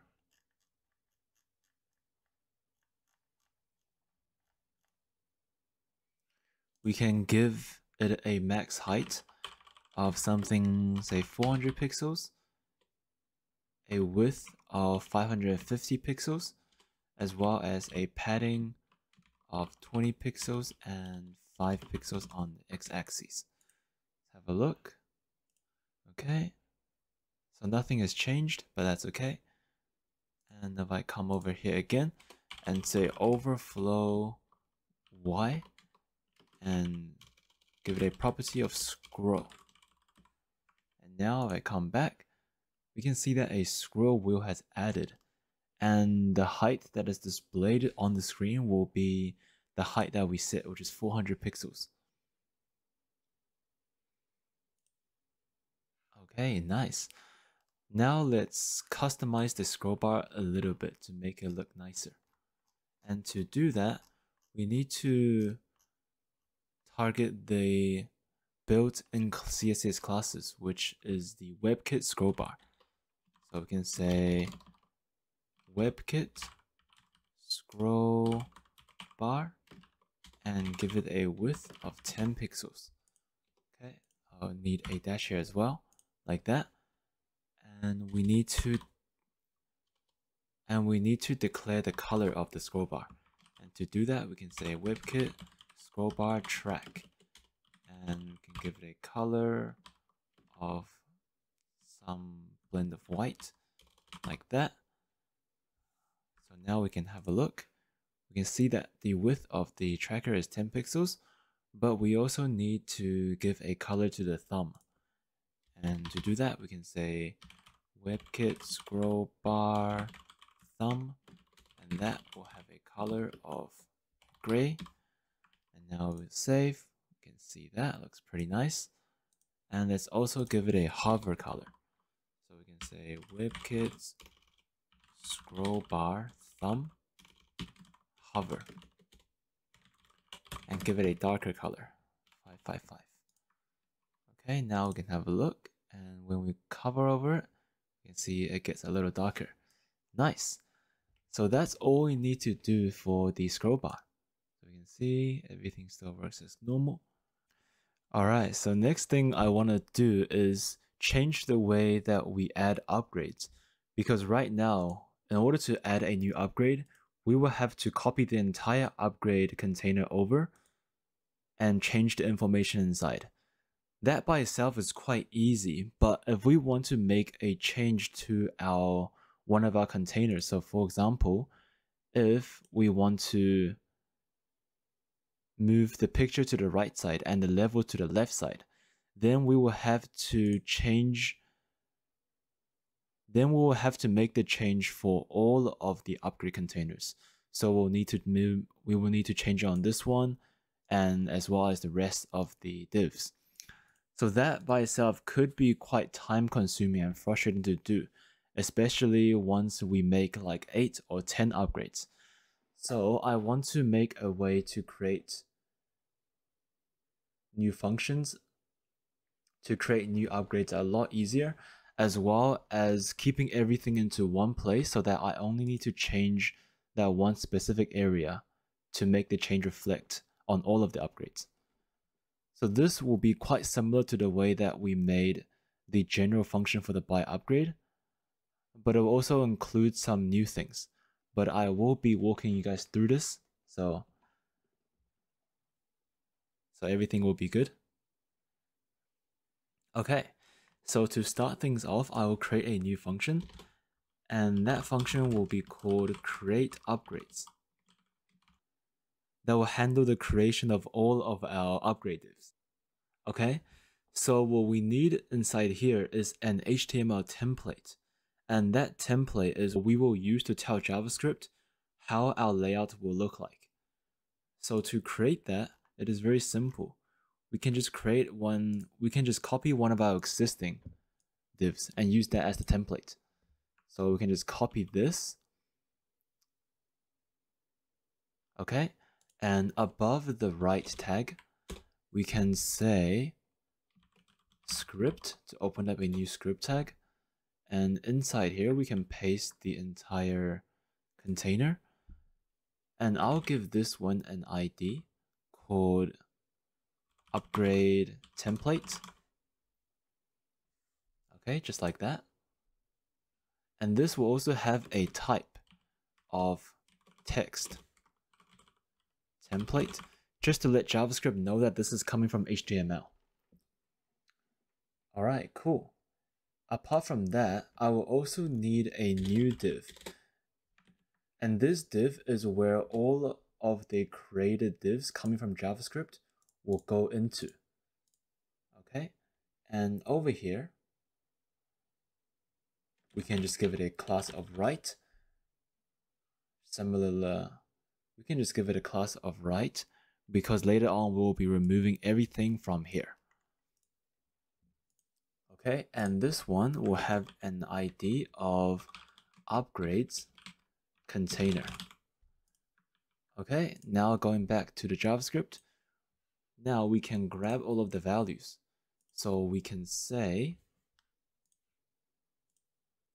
const upgrades container equals document.getElement by ID, and I'll pass in upgrade template. Oh, sorry, upgrade container for this one. Okay, and inside here, I'll say const template equals document.getElement by ID, and inside here, I'll say upgrade template. Okay, sorry about that. Okay, and at the end, I'll just attach onto text content, just so that we grab the actual text values from the template itself.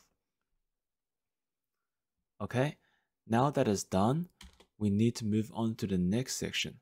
And in this section, we will need to iterate over an array. And this array will contain all of our default values. So we can run a callback function, and this callback function will take in an object. We can say value, and just like that. Okay. So we don't actually have the array right now, but we'll need to create that in just a second. Because we're creating our template using JavaScript, we don't have all of the default values that's coming from HTML. For example, the cost, the increase on level. So we'll need to actually create that array ourselves. But I figured if we were to create the array here, it could get very messy, especially later on when we add more arrays. So why don't we create a folder, and we can call that constants. And inside here, we can place all of our information, and later on we can put this entire thing inside this folder as well to make things a lot neater. So inside here, we can say default values .js to create a new file. And inside this file, we can export an array, and we can call this array default values, just like that. Okay, and this array will contain all the default information about our upgrades. So we can say something like name is clicker, and image is coming from .assets / clickerwhite.png, and it will have a starting cost of 10 and a increase of 1. Okay, now I just have to dupe this down. So Windows Alt Shift and down arrow key. Copy it 3 more times, and I can just remove these and hover this, Control D, change it to pickaxe, change this one to miner, and change this one to factory. And I'll just change the values a little bit. So something like this, like that.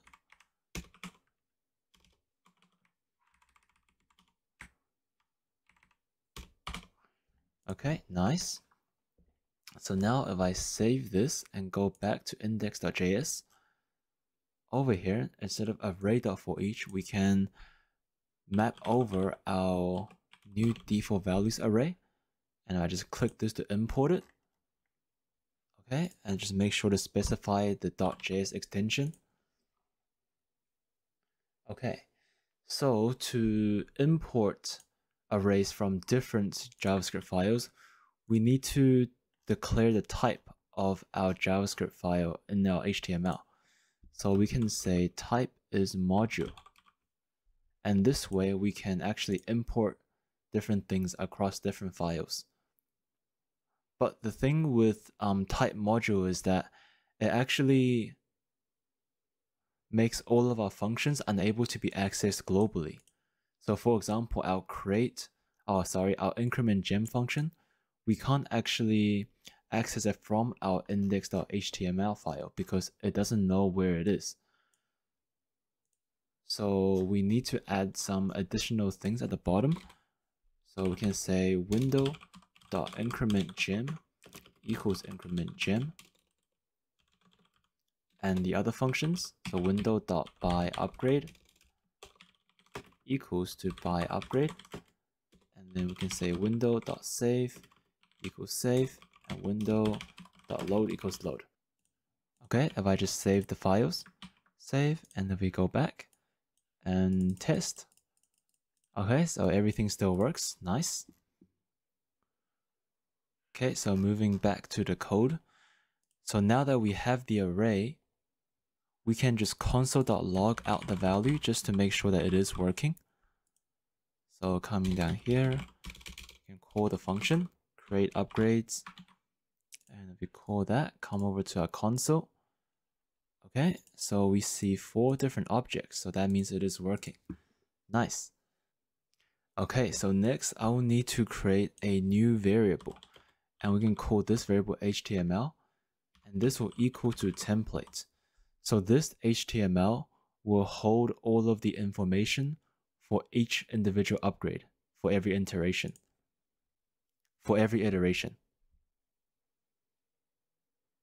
Okay, and next what we have to do is change the values in our template to dynamic values. Because right now, all they're saying is things related to clicker, but we want to actually import our own values using JavaScript. So wherever it says clicker, I will change it to a dynamic value. So for example, over here, where it says clicker, I'll change that one to double brackets and name. The double brackets just indicates that this is a JavaScript dynamic value. Okay, next we can change the source to just image like that. Okay, and over here we can change this to our name as well as this. So wherever it says clicker, we can change it to name. And where it says this, we can change that one to a cost. And this one will be the increase. Okay, so that's all of our dynamic values. Now that we have those values, we can map over our object and change those values one at a time. Okay, so we know that this value is a singular object, so we need to map over that object. To do so, we can say object.keys, and inside here we can pass in the object, and we can say dot for each, and inside here I will take in the key and run a callback function. So just quickly explaining how this works, we can just console.log out the key to see what is happening. So we save and come over here. Okay, we can see it's printing name, image, cost, increase, and then the same 4 things over and over again, 4 times. So what this is doing is that it's looking at the array. So at first it uses the first object, which is over here, and it runs the function with name, and then it runs the function with image, and then cost, and then increase. So this way, we can replace all of our values inside here because we have name, image, cost, and increase. Okay, I hope that made sense. Okay, so we can declare a new variable now called regular expression. So we can say regx, and this one will use a built-in JavaScript function. So we can say reg expression, and inside here we can pass in the double curly braces, and as well as the key. And after this we can say g. So this means change all of the values that has the key instead of just the first one. Okay, and next we can say HTML equals HTML.replace regular expression and value of the key. Okay, and just to make this a little bit clearer, I will just change this name to object in case we get confused with the actual value of the key. Okay, so just to explain this part of the code, I'll go over to here, move this here. So what this is doing is it's looking through the default values, which is the entire array, is looping through every single object. So at first I will use the first object, which is the clicker one, and then I will declare a new HTML template.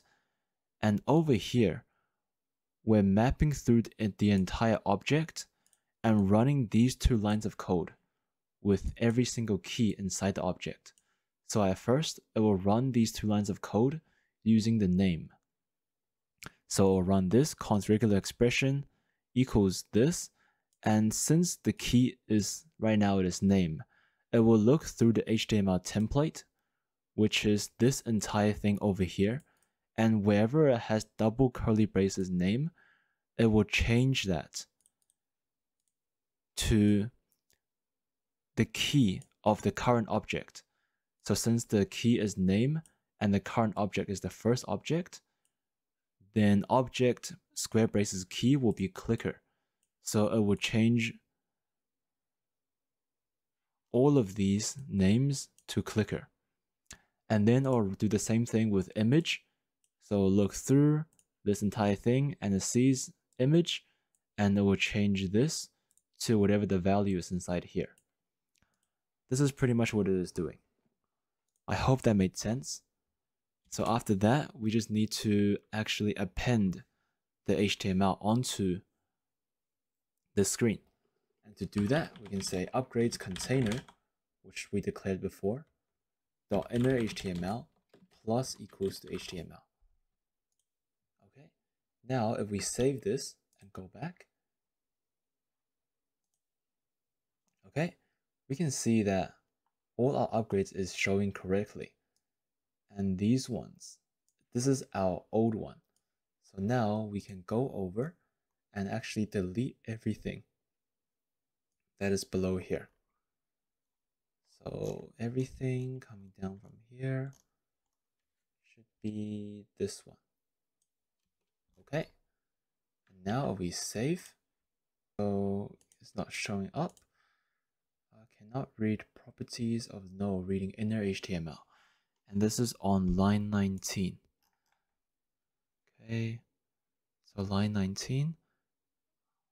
Okay, so it is the first time we're calling query selector. So if I actually just remove this for now and do that, okay, and cool. So we can see that everything is looking normal, but this time we're using only these lines of code to create all 4 of our upgrades. Okay, nice. So now if we want to add a new upgrade, all we gotta do is go over to the default values file and copy down this one and say we call this one potion, change the cost and the increase. And now if we head back, we can see that the new one has been created. How easy. Okay, now if we try to buy an upgrade, it wouldn't actually let us. And if we try to see what is happening, we can see upgrades is not defined. And this is on line 99. Upgrades, okay. And that is because we've commented this out. So if I move this back in, we can see that everything is gone again. And this is because we're trying to get the parse cost of the class that has, of the div that has this class. But since we're creating it beneath, we're creating everything beneath the array. So by the time this array is executed, the HTML data hasn't been created yet. So it doesn't know where to get the value from. So to fix this, we need to have this function running before the declaration of this array. So I could just move this above here, but I figured it would be easier if we just create a new file. So we can say, inside we can say upgrades.js. Okay, and inside here, we can paste in everything from the array to the upgrades function. Take that and place it in here. Move this one above the function. And we'll also need to export this. Okay, so we save that and import this over here. So import upgrades. Oh yeah, and also need to move this one to here. Okay, cool. If we save this and save this, constants default value.js, upgrades.js1. Oh, okay. Because they are in the same folder, we can just take this part out. Okay, now if we try, okay, everything is working again. How nice. Okay guys, so that will be all for this episode of the Clicker series, and I'll see you guys in the next episode. Thanks for watching. Hello everyone, welcome to the 6th episode of the Clicker series.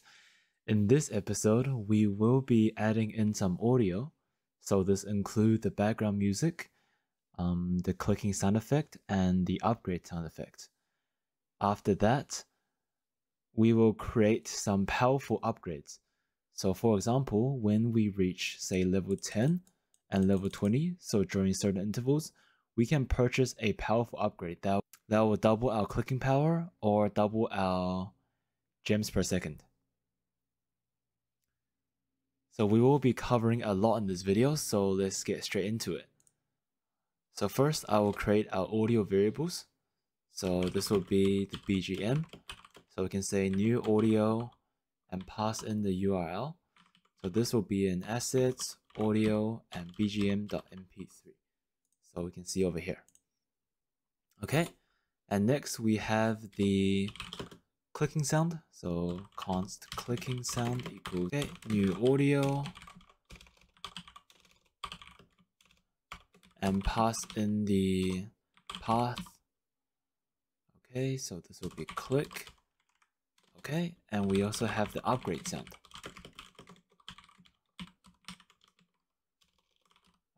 Okay, just like that. Okay, Now with those declared, I can make some adjustments to the volume by doing bgm.volume, and we can say something like 0.2, which means 20%. And we can copy this, or not copy this, sorry. We can go down to our setInterval function, and over here, we can say bgm.play. Okay, so this will kickstart the background music if we press save. Okay, we can hear the music, nice. Next, I want to add the clicking noise. And to do that, if we go up here to the increment gem function, oh, I just realized I made a little mistake. That should be a slash. Okay, so inside here, we can say clicking sound.play. Just like that. And if we save, I'll just turn down this volume a little bit. 0.1. Okay, so we can hear the clicking sound, but we can see that if we click too fast, the sound doesn't actually match with the sound effect.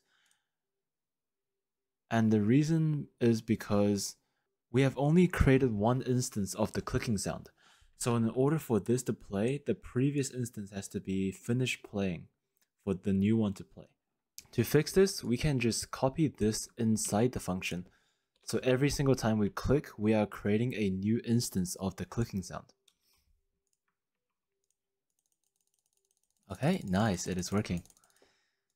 Okay, and lastly, we have the upgrade volume, the upgrade sound effect, sorry.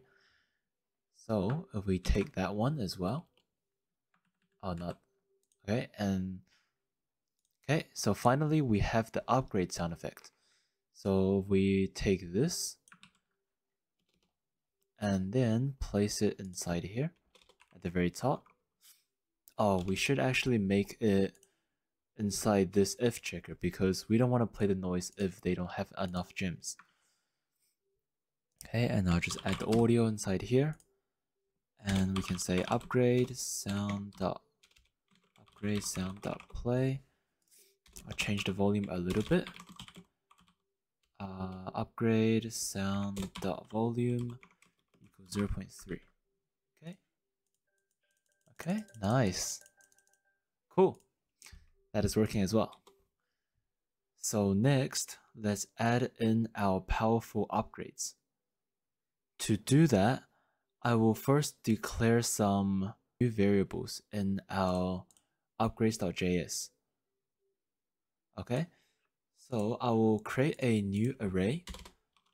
So I'll say export const, and this will be the power up milestones. Actually, I'll say power up intervals. And inside here, I'll just put some numbers. So like this. Okay, so basically every time if we reach these intervals for our upgrades, then the player will be offered a powerful upgrade that they can buy, and that will significantly increase their clicking power. So we also need to declare some, okay, so now we have to declare the actual upgrades. So inside the clicker, just above the gem multiplier, we can create a new array, and this array will be called power ups. Okay, so this will be an array of objects.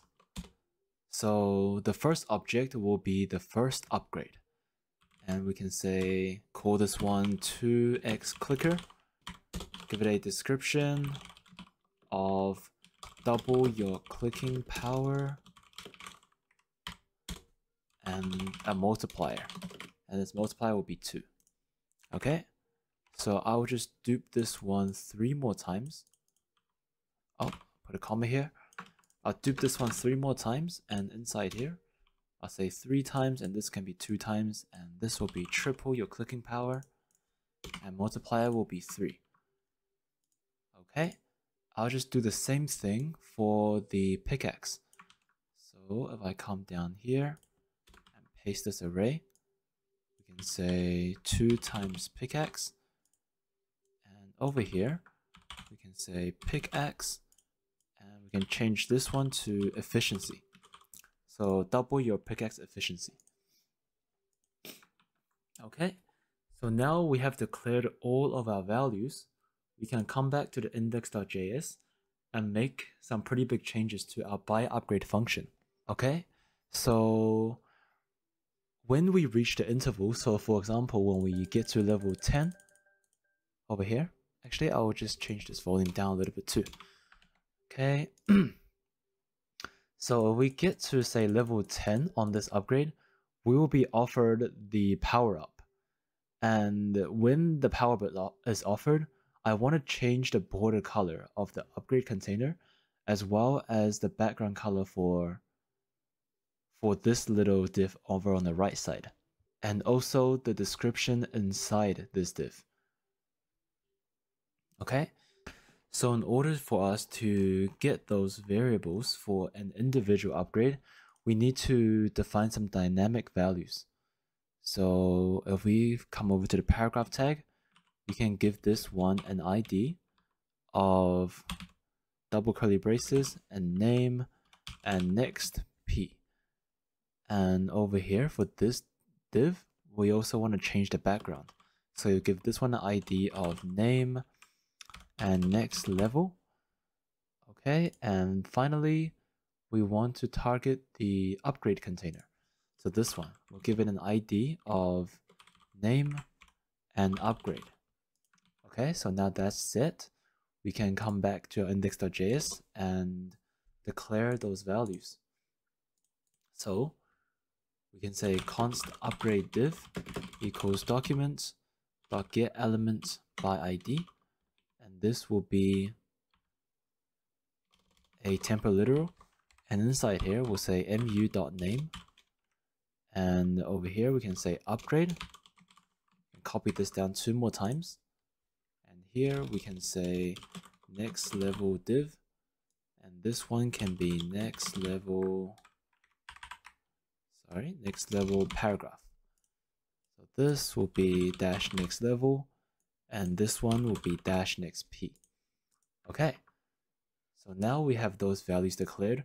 We have to start thinking about how we're gonna handle the logic. Okay, so first we need a way to figure out when we have actually reached the intervals, and to do that we can declare a new variable, and this variable will be called index, and this one will be power up intervals. We can import that, check if it's done correctly. Okay, should be good. And we can say index of, and inside here we can pass it a parse float. Okay, and inside this parse float we can say mu.level.inner.html. The reason we parse float it once again is because this by default is a string, and the values we've set inside our upgrade.js, they are integers. So that's why we parse float it. Okay, so this line basically grabs the index of our current level inside of the array that we defined before. And if the level is not inside this array, for example, if our level is 7 is not inside the array, the index will be -1. So that makes it really useful for us to check if the current level is within the array we declared. So we can say if the index is not equal to -1, that means we've reached the interval. Then we can say upgrade div.style.css text equals to border color, and we can say orange. Okay, and next level div.style.css text is equals to background color, and this one I want to give it a dark orange, so we can say something like CC4500, and also give it a font weight of bold, just so it stands out a little bit more. Okay, and inside here I'll say next level, and below that I'll say next level p.inner text equals mu.powerups, and we can grab the index. So for example, if we've reached our first interval, then the description that we'll show to the player will be the first description in our upgrade. So it will be this one, and it will be this description that we will show.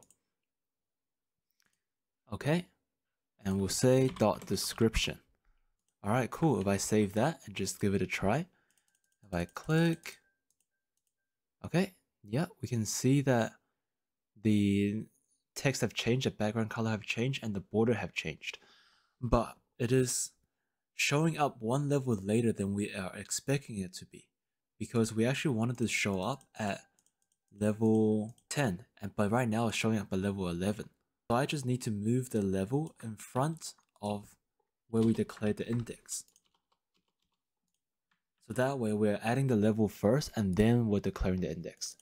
So now that we try, once we reach level 10, we get this pop-up. Nice. Okay. And I just want to change the styling of this a little bit first. So I want to go to styles, and over at the next level info, I want to say font size is 15 pixels, and the height I'll say 90 pixels. Okay. Okay, that looks a bit better. I'll say 87 pixels and give it a border radius of 2 pixels. Okay, nice. I think that looks a lot nicer. Okay, so moving on from here. Okay, so after that's done, we can say mu.cost.innerHTML equals to math.round. We want to change the cost to a lot higher than it would usually be because we're giving such a powerful upgrade. So we can say mu.parsedCost multiplied by 2.5.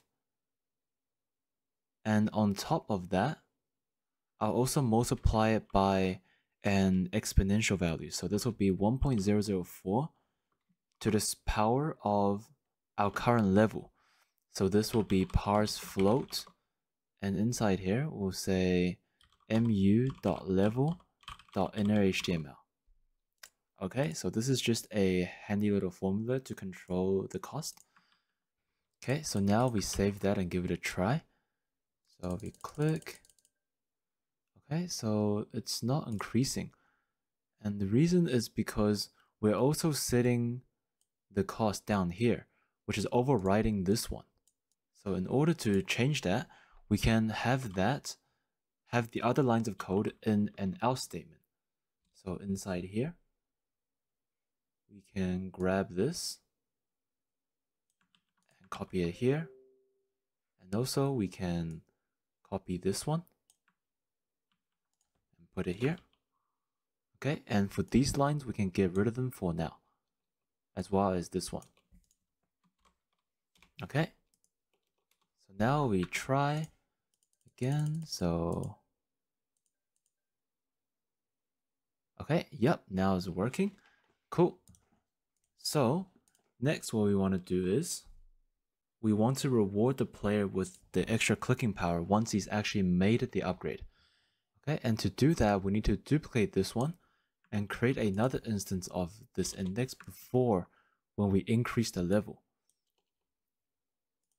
And below this, we can check if index is not equals to -1, then we can open a parentheses, and here we can say upgrade. Actually, I'll copy this entire thing over. So over here, and the border color, we'll set that back to white.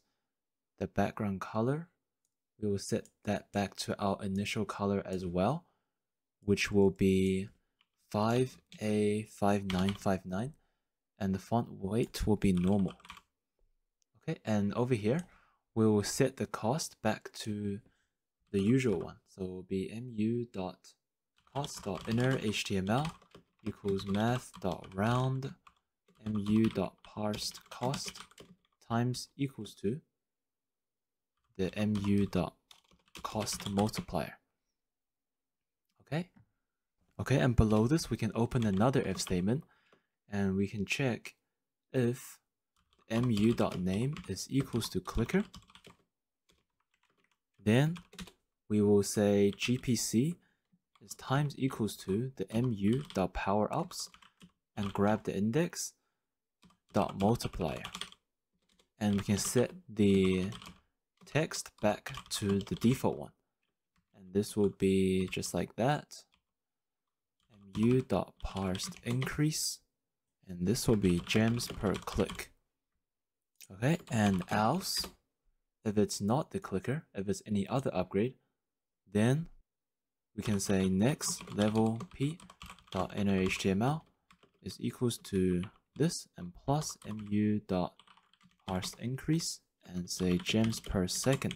Okay, and now if we save and give it a test, so when we make the upgrade, the cost doesn't actually change.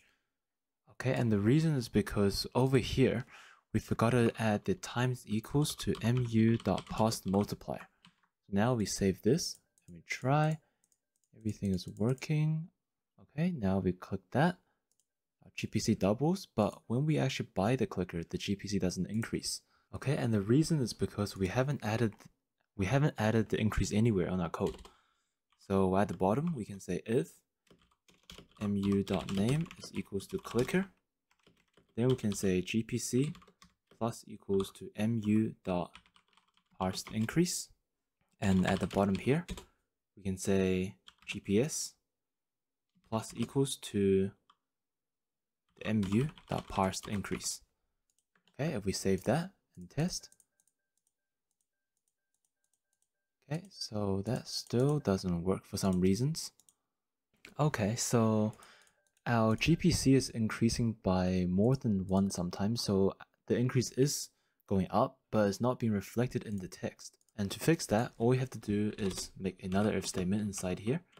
And say if mu.name is equals to clicker, then we can say next level p.inner. Oh, we can just copy this one actually. So copy that, and then we can copy this as well. So else, we can just copy this.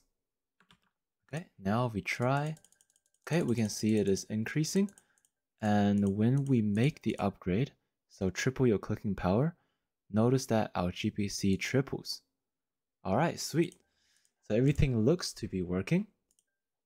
Okay, but the next challenge is, how do we actually increase the pickaxe efficiency by 2 times? Because right now, we are buying the upgrade, but the GPS actually is not doubling. Another note is, we don't want to actually double the GPS because we only want to multiply the pickaxe efficiency, but the GPS will include the power from all upgrades, but we only want to double the pickaxe one. So we need to create an individual power for every single upgrade. So in the pickaxe, we can say power is 0 at the start. Copy this to all of our upgrades. So like that. Okay. I just remember we haven't actually created one for the potion yet. So I'll just make one right now. Okay, and change that to potion. And make some tweaks to this. Okay, cool. So now we have the power. We can come back to index.js, and within this else statement, we can say GPS. First, we minus the power, mu.power, and then we increase the power. So we can say mu.power times equals to the mu.powerups and index.multiplier. Okay, and now we add back the mu.power. Okay, cool. So similarly with this one over here, instead of just GPS plus equals to mu.parsed increase, we can first minus the power like that.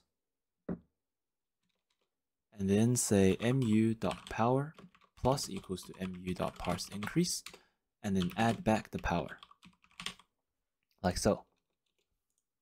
Okay, so now if we save this and give it a test, So we can say 4, 8, 13, going to level 9. Okay, the upgrade is showing and it's costing a lot more. So right now the GPS is 47. If we click that, it is 99. Alright, cool. So that's working.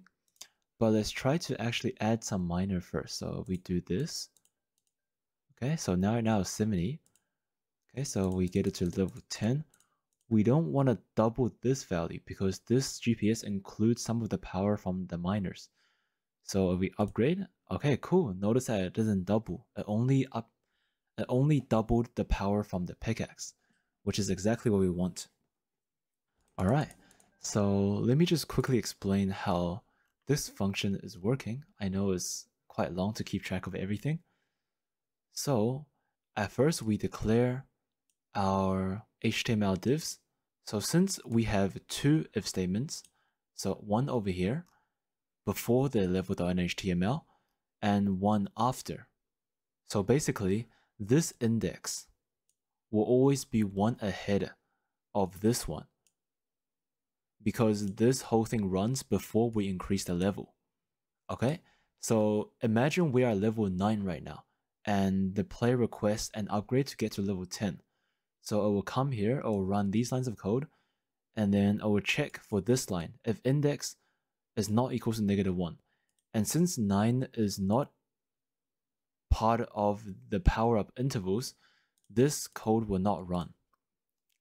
Okay, so now the level increased to 10, and now this time, since 10 it is inside the power-up intervals, this function will run. Okay, so it will run and it will turn the border color to orange and set the font weight to bold, as well as the background color. So if we check, so we're level 9 now, if we go to level 10, okay, so everything changes. Okay, so that's these lines of code. And then this line of code changes the cost to match the powerful upgrade. So we can see I went from 30 something, I think, to 72, which is correct. Okay, and we can check this else statement. So this else statement basically runs whenever we don't have an interval that's part of our power up intervals. So when we refresh, so from 0 to 9, since they're not included in the array of intervals, these lines of code will run. So this is kind of just like the ones we had before we made the new implementations. Okay, and now going down to these lines, very simple. If the mu.name is clicker, then we upgrade the GPC. If the mu.name is not a clicker, we upgrade the GPS. Okay, so going back to level 9. So now that we are level 10, if we now make a request, say we now make the request, then if we come down to the top of the function, since the mu.level.innerhtml is now 10, this index value will not be -1 because the level is inside our intervals array. So these lines of code will run, turning the border color back to white, like we saw before, back to normal, as well as the background color, everything like that. And if the mu.name was clicker, then we multiply the GPC. If not, we multiply the GPS. Alright, I hope that made sense. So right now, I'll just turn back the music and give the gameplay a try. So if I turn that one back, play that. Okay, and I'll just tweak some values inside of our default. So let me have a look. So 60, I'll change this to 480. This can be 32. And this one, I'll make it 42400. And this will be 410. And the next one, oh sorry, 4240. And this one can be 52800. And for this, we can have 5500. Okay, cool. So we come back to index.html and set this back to 0. Okay, save everything. Okay, so now we try to click on the gem. Okay, playing this through like normal. By this. Okay, let's get our first upgrade, shall we? 0, 8, 9, 10. Make the upgrade. GPC jumps to 26. Nice. Okay, we can buy some pickaxes. 6, 7, 8. Let's get the first powerful upgrade. So 9, 10. We can buy this. We can see GPC goes to 99. Okay, we click. Can get our first miner. Okay, click through. Nice. Get some more clickers. Get the next upgrade. Triple the clicking power. So it goes from 39 to 120. Nice. Okay, let's get one more. 754. And it goes to 274. Nice. Alright, everyone. That will be it for the 6th episode. Okay, and in the next episode, we will improve the styling of our upgrade container over here.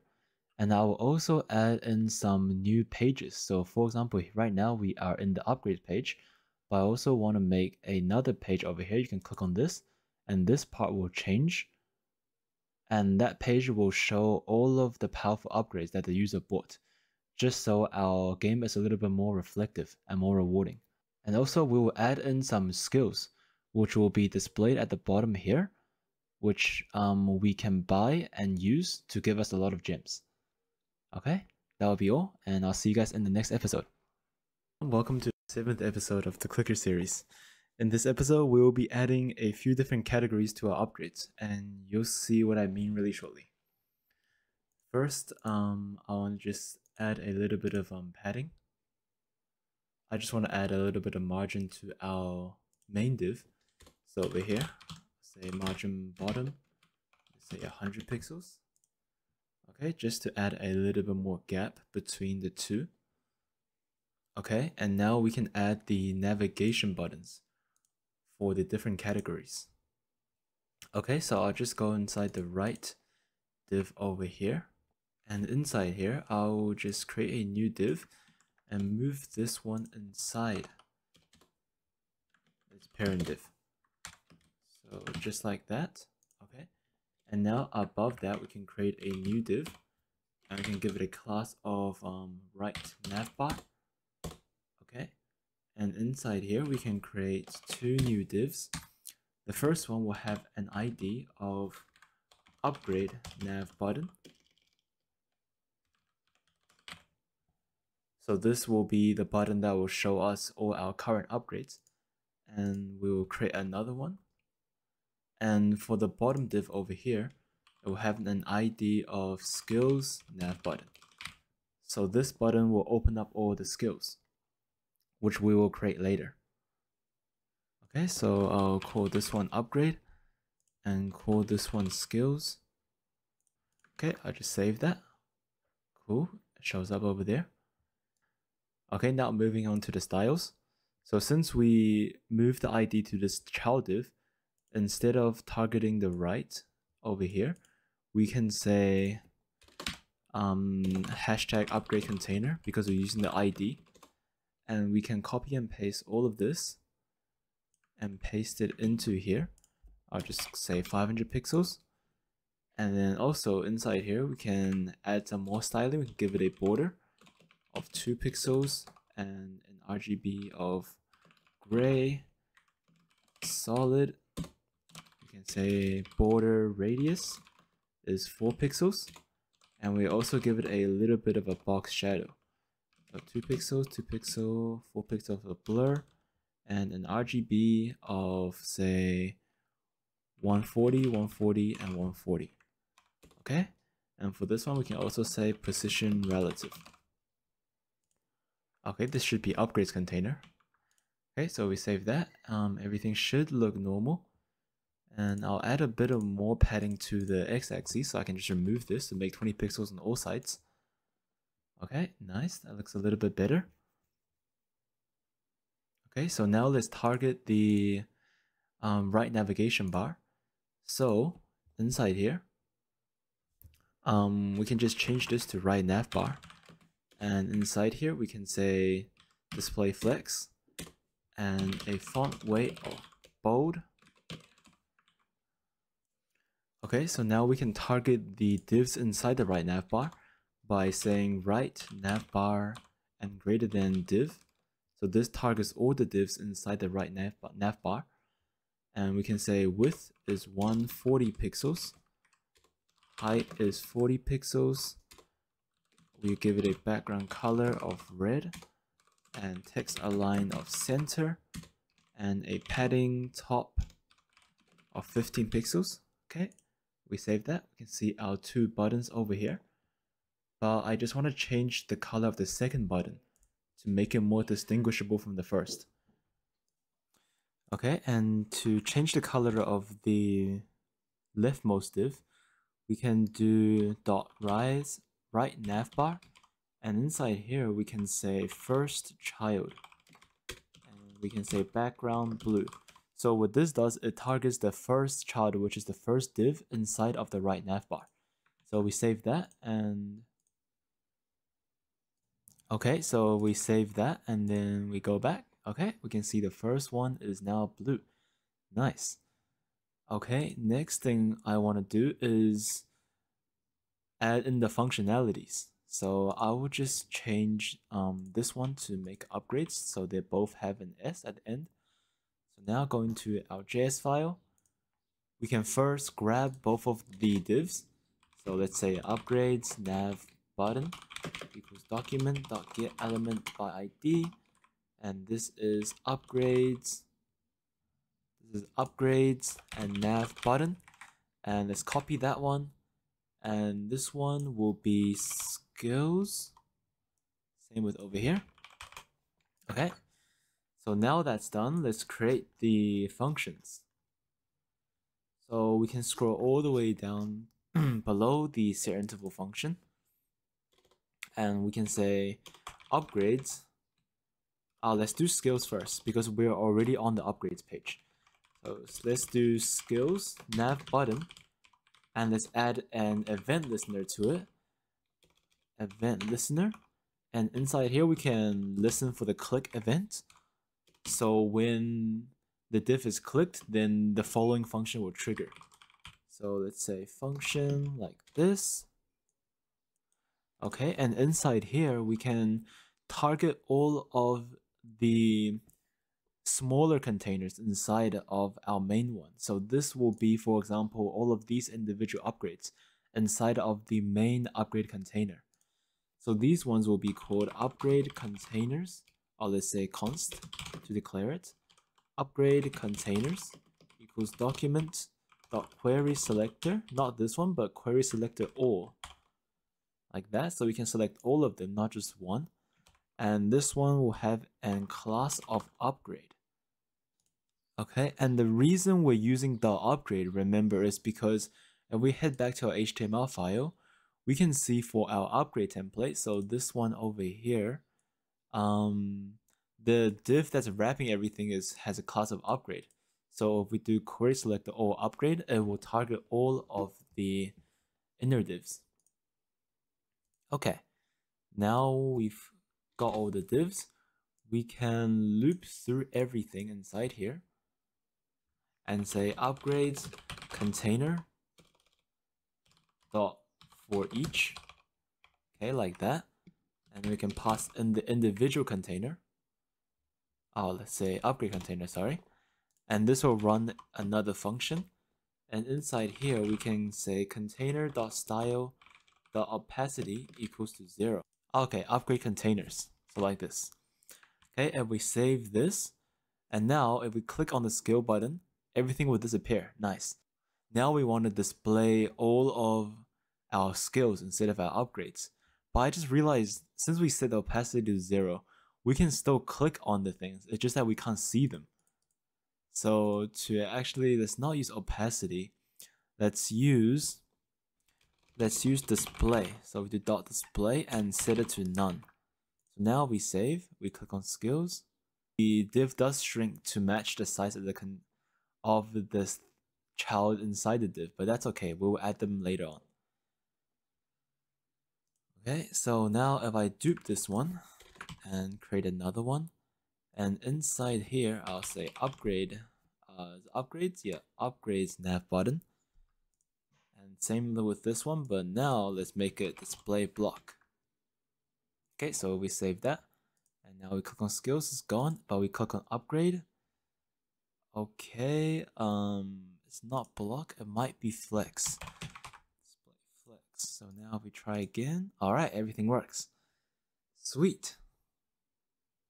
Okay, so while we're at it, let's add in some skills.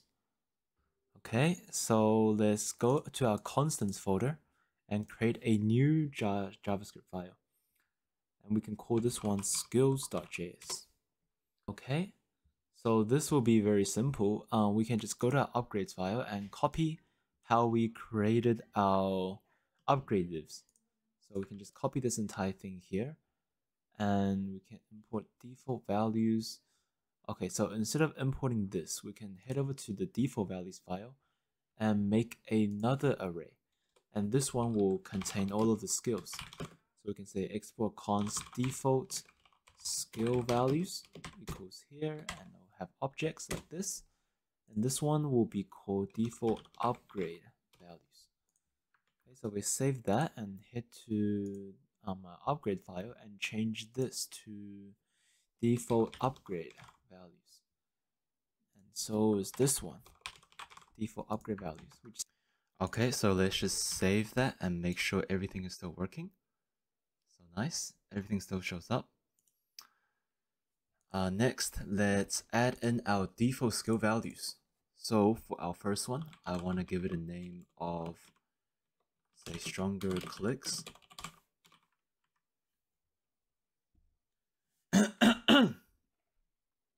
And the description will be double your clicking power for 30 seconds.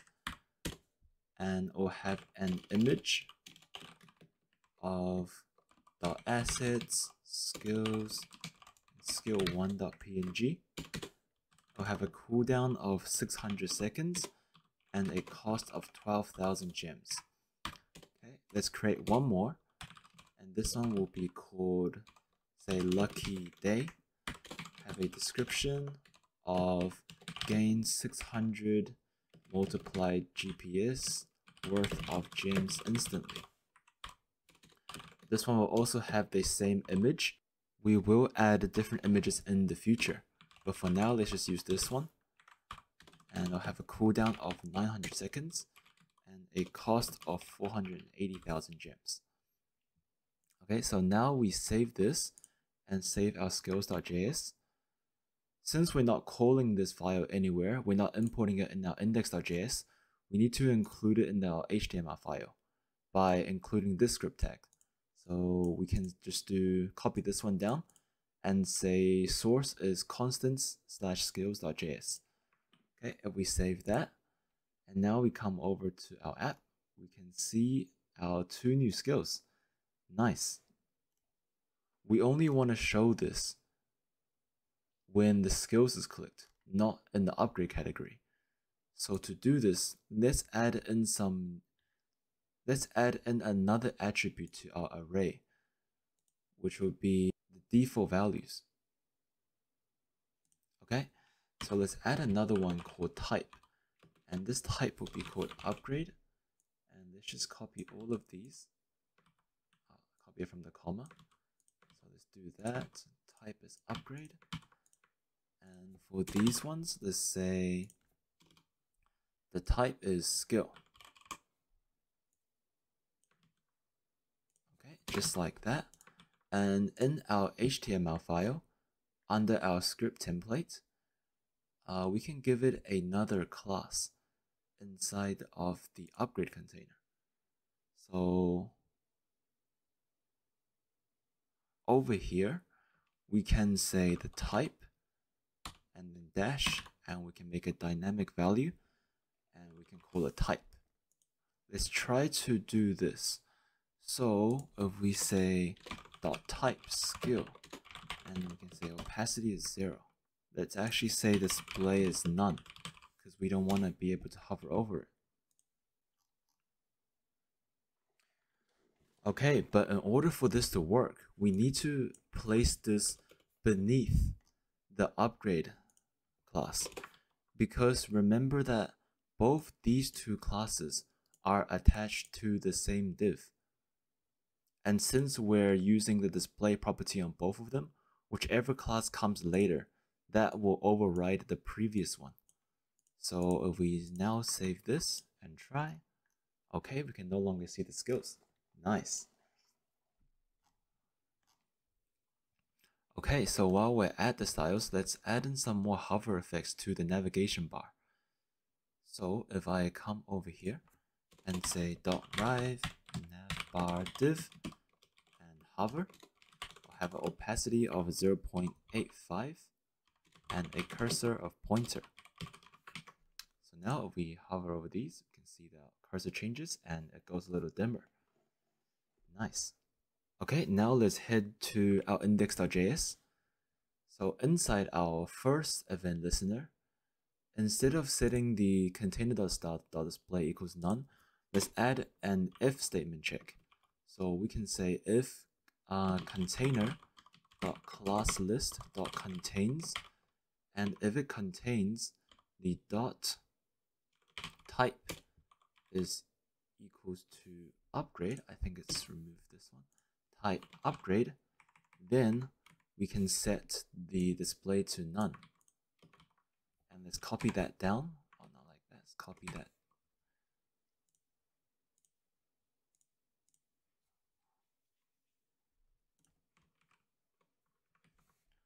Okay, so let's copy that line down.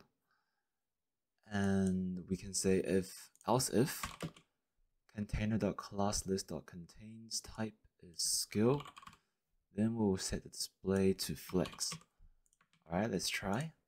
So we go to skills, then we can see our skills, but the upgrade are gone. Nice. So now let's do the same thing with the second event listener. So we can just take that line out and copy this entire thing over. And we can change the orders around. So this will be flex and this will be none. Save that. And now if we go to skills, we can see our skills. Back to upgrade, we can no longer see the skills. Nice.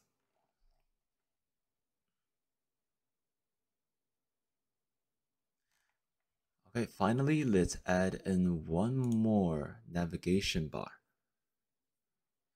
So over here, we can copy this one down and say our new one will be called artifacts.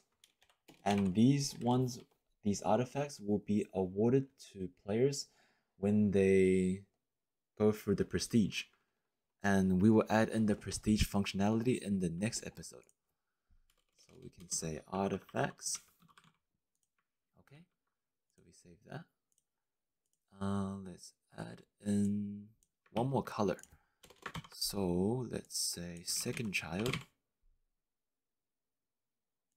Not second, so nth child 2 to target the second child. And let's make this color, let's see. Let's give it a purple color. Something like this. Okay, nice. That looks pretty good. Okay, so now we need to add in one for artifact. So if we head to our constants, let's now add one for our artifacts. You can say artifacts.js. Okay, so let's add in a default value. Export const default artifact values equals an empty array. And let's just make one for now.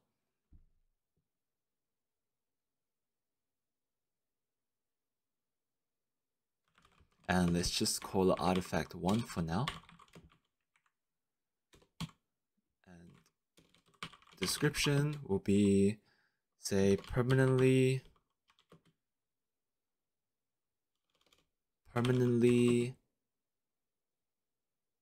increase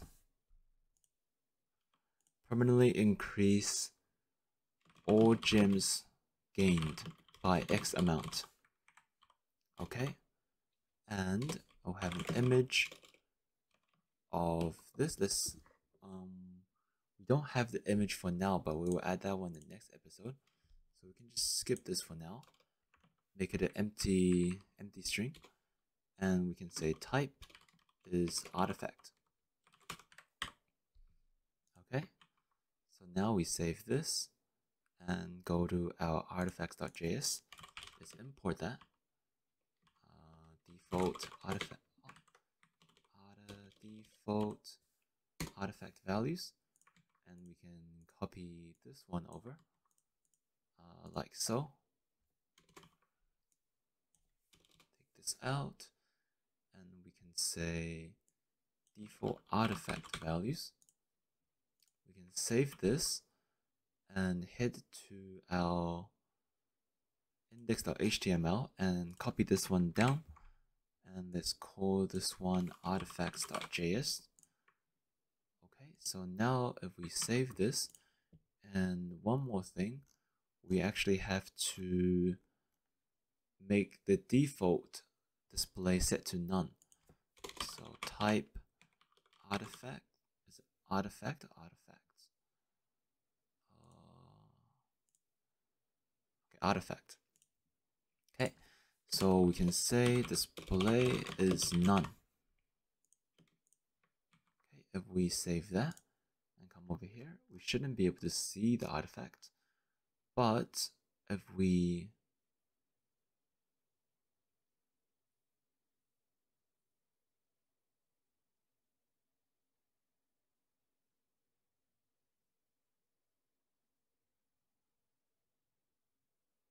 go to our index.js, and now we got to add one more thing. So we can say else if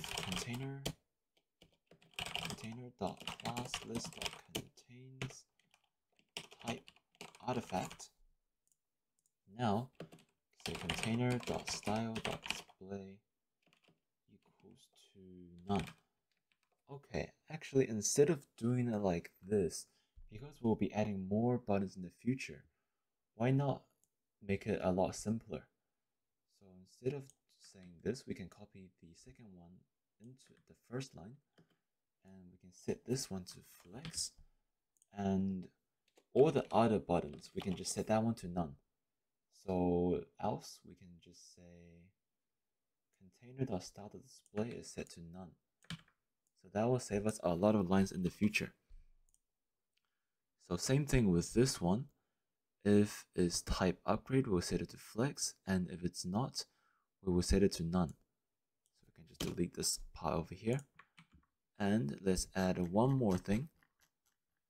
We can say let artifact nav button equals document.getElement by ID, and say artifacts nav button.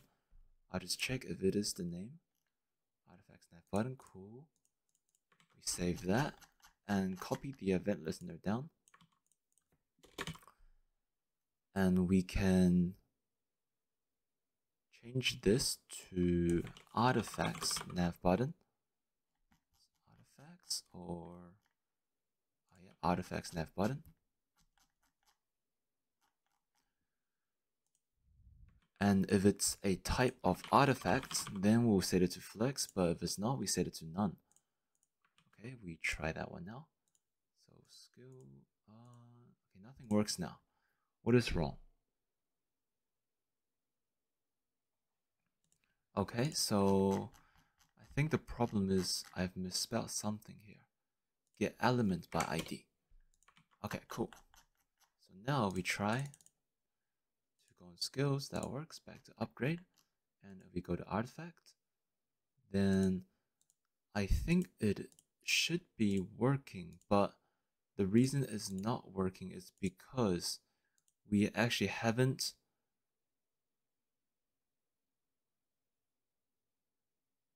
given the artifact values the CD and the cost. Because for the code generation to work, we do need the CD and the cost.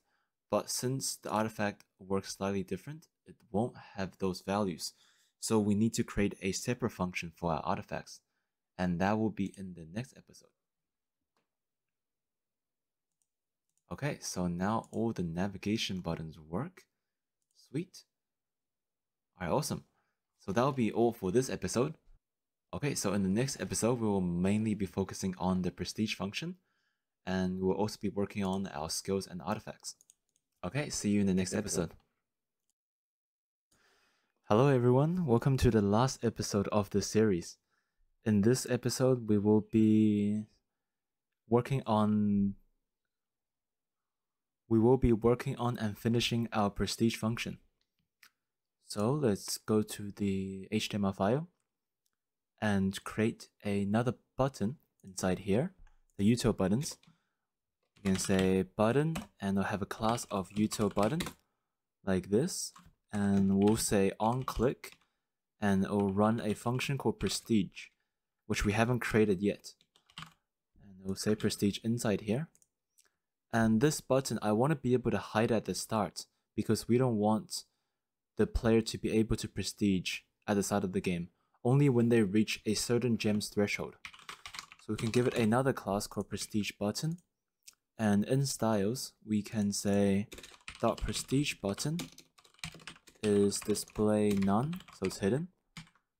Okay, so it's not showing, but when we comment this one out, okay, and it shows. Sweet. Let's also add another currency, and which will be relic. So the player will be awarded a certain number of relics based on how many gems they have when they prestige. So just above the section here, we can create a new div, and this div will have a class of relic. Inside here, we can say relic is a span tag, and inside we can say 0. This will have an ID of relic as well. Okay, so we want to position this one on the top middle. So to do that, let's say dot relic is position of absolute, so we can position it wherever we want to. Top of 20 pixels. Center in the x-axis, so remember left 50%, and change the center point. Transform, translate x, negative 50%. This is how we center something. Save this. Sweet. Let's make it a bit bigger. Say font size is 20 pixels, and font weight is semi-bold, which is 600. Okay, looks a bit better. Next, let's work on the function. So in our JS file, below the load function, let's add a new function called prestige. So function prestige, and we can add it to our window. Window.prestige equals prestige. Okay, so what we want to do here is when the player clicks on the prestige button, this function will run, and we need to set all of the values back to the default. So since we already have the values over here, our default values, we can just use these values inside here in order to set our current values back to the default. So let's import that first. Import default upgrade values like that. And in our prestige, let's console log 1 first to see if it is running. And in our set interval, so we can say if the parse gem is greater or equals to 1 million. This is the same thing as without the underscore, but it just makes it easier to read visually. And we can say prestige button dot style dot display is equals to block. Otherwise, else prestige button dot style dot display is equals to none. And since we're already setting the display to none here, we can take it out of the styles.css. That should work still. And let's grab the prestige button. Let prestige button equals document dot query selector, and it will be dot prestige button. Okay, so it is not showing now, which is good because our gems is not above 1 million. But let's change it to a higher number, say 1.5 million, and now save, and it shows up. Sweet. Okay, so let's use the default upgrade values to now reset our upgrades back to what they were at the start. Okay, so let's test if the function is actually running. Let's go to our console and press prestige. Okay, it is console logging 1, which means it's working. Awesome. Now let's work on the actual function. So the prestige function will look very similar to the load function, but with a few minor changes. So we'll do upgrades.map to loop over all of the upgrades. So run a callback function. So first we want to find the upgrade that matches our name over here. So the upgrade inside our default values. So we can say const mu for match upgrades equals upgrades, not upgrades, it will be default upgrade values dot find, and it will take one object, which is, we can say u, and it will run a function, and inside here we can do an if check to see if the upgrade.name is equals to u.name, then we can return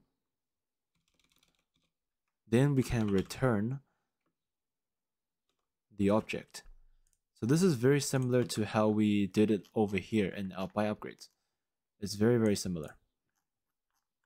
So now that we have the upgrade, it becomes very simple. So we can just say upgrade.parsed. Actually, you know what? We can just copy this over here and paste it down. And instead of saved values, we can change it to mu. And it wouldn't be mu.parseCost, it would just be cost and increase. Because we can see inside of our object over here, we only have cost increase, not the parsed ones. So let's take out parsed. So take this, replace with a lower c and a lower I over here. Same with this, mu.level. Yeah, not mu.level, we can simply just say 0. And this one will be mu.cost as well. And this one will be mu.increase. Let's just try that. So we save and go back. Let's buy some upgrades. And if we press prestige, we can see everything set back to default. Nice. But the message inside here is still not updated properly. And if we actually go to, say, level 10, where the border color changes, and if we prestige, the color still remains. So we need to update that as well. So to do that, let's go up and copy and paste these values and paste it into here. Or not here, it'll be here. Paste it over here. And let's also copy paste the style changes. So background color white, background color, yeah, so it will be this one. Let's copy this and put it beneath here. And we also need to change the paragraph text as well. Okay, so we'll take this one and paste it down here as well. And now if we save this, we go to level 10, and if we prestige, okay, everything is good, but we have an undefined over here. Oh, okay, so not parse increase, it will just be increase. So now let's try again. Let's go to level 20, and if we prestige, nice, everything is back to default. And one last thing will be the GPC and the GPS. So let's also change that back to default. So let's say GPC equals 1, GPS equals 0, and parse gem equals 0, and gem.innerHTML equals parse gem.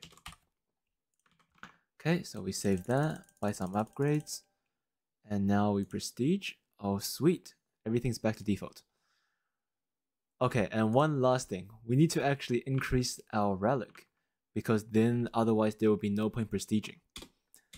So to do that, let's grab the value first. We go up, we can say let relic equals document.getElementById and relic. Let's go down and we can say relic.innerHTML equals, so this is just some formula I came up with. I think it works quite well. So it is math.ceil and math.square root, and inside here we'll say parsegem minus 900,000, so 99999, which is one lower than 1 million, and this will be divided by 300.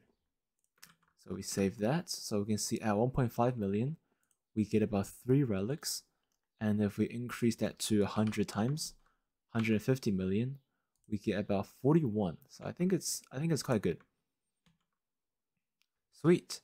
So now with that working, you can feel free to add whatever use you want to give to the relic. For example, you can add some artifact where you can purchase using the relics, or you can add a stat system. For example, you can use relics to upgrade certain statistics like the GPC, GPS, or the amount of gems you get. But that's all up to you guys. So that will be all for this series. I really hope you guys enjoyed it. And so I will be doing another clicker series that would be a little bit more advanced, and we will be using a framework for that, which is Next.js. And I can promise there will be a lot more functionalities in this series that I will be releasing after this one. For example, it will have all of the functions we have here and a ton of others. For example, there will be a leaderboard function where you can log in, and once you're logged in, your stats will be updated onto a community leaderboard. So basically you can see other people's progress, and as other people can also see your progress. So I think that will be pretty cool. Once again, I hope you guys enjoyed this series, and I'll see you guys in my future videos. Bye bye.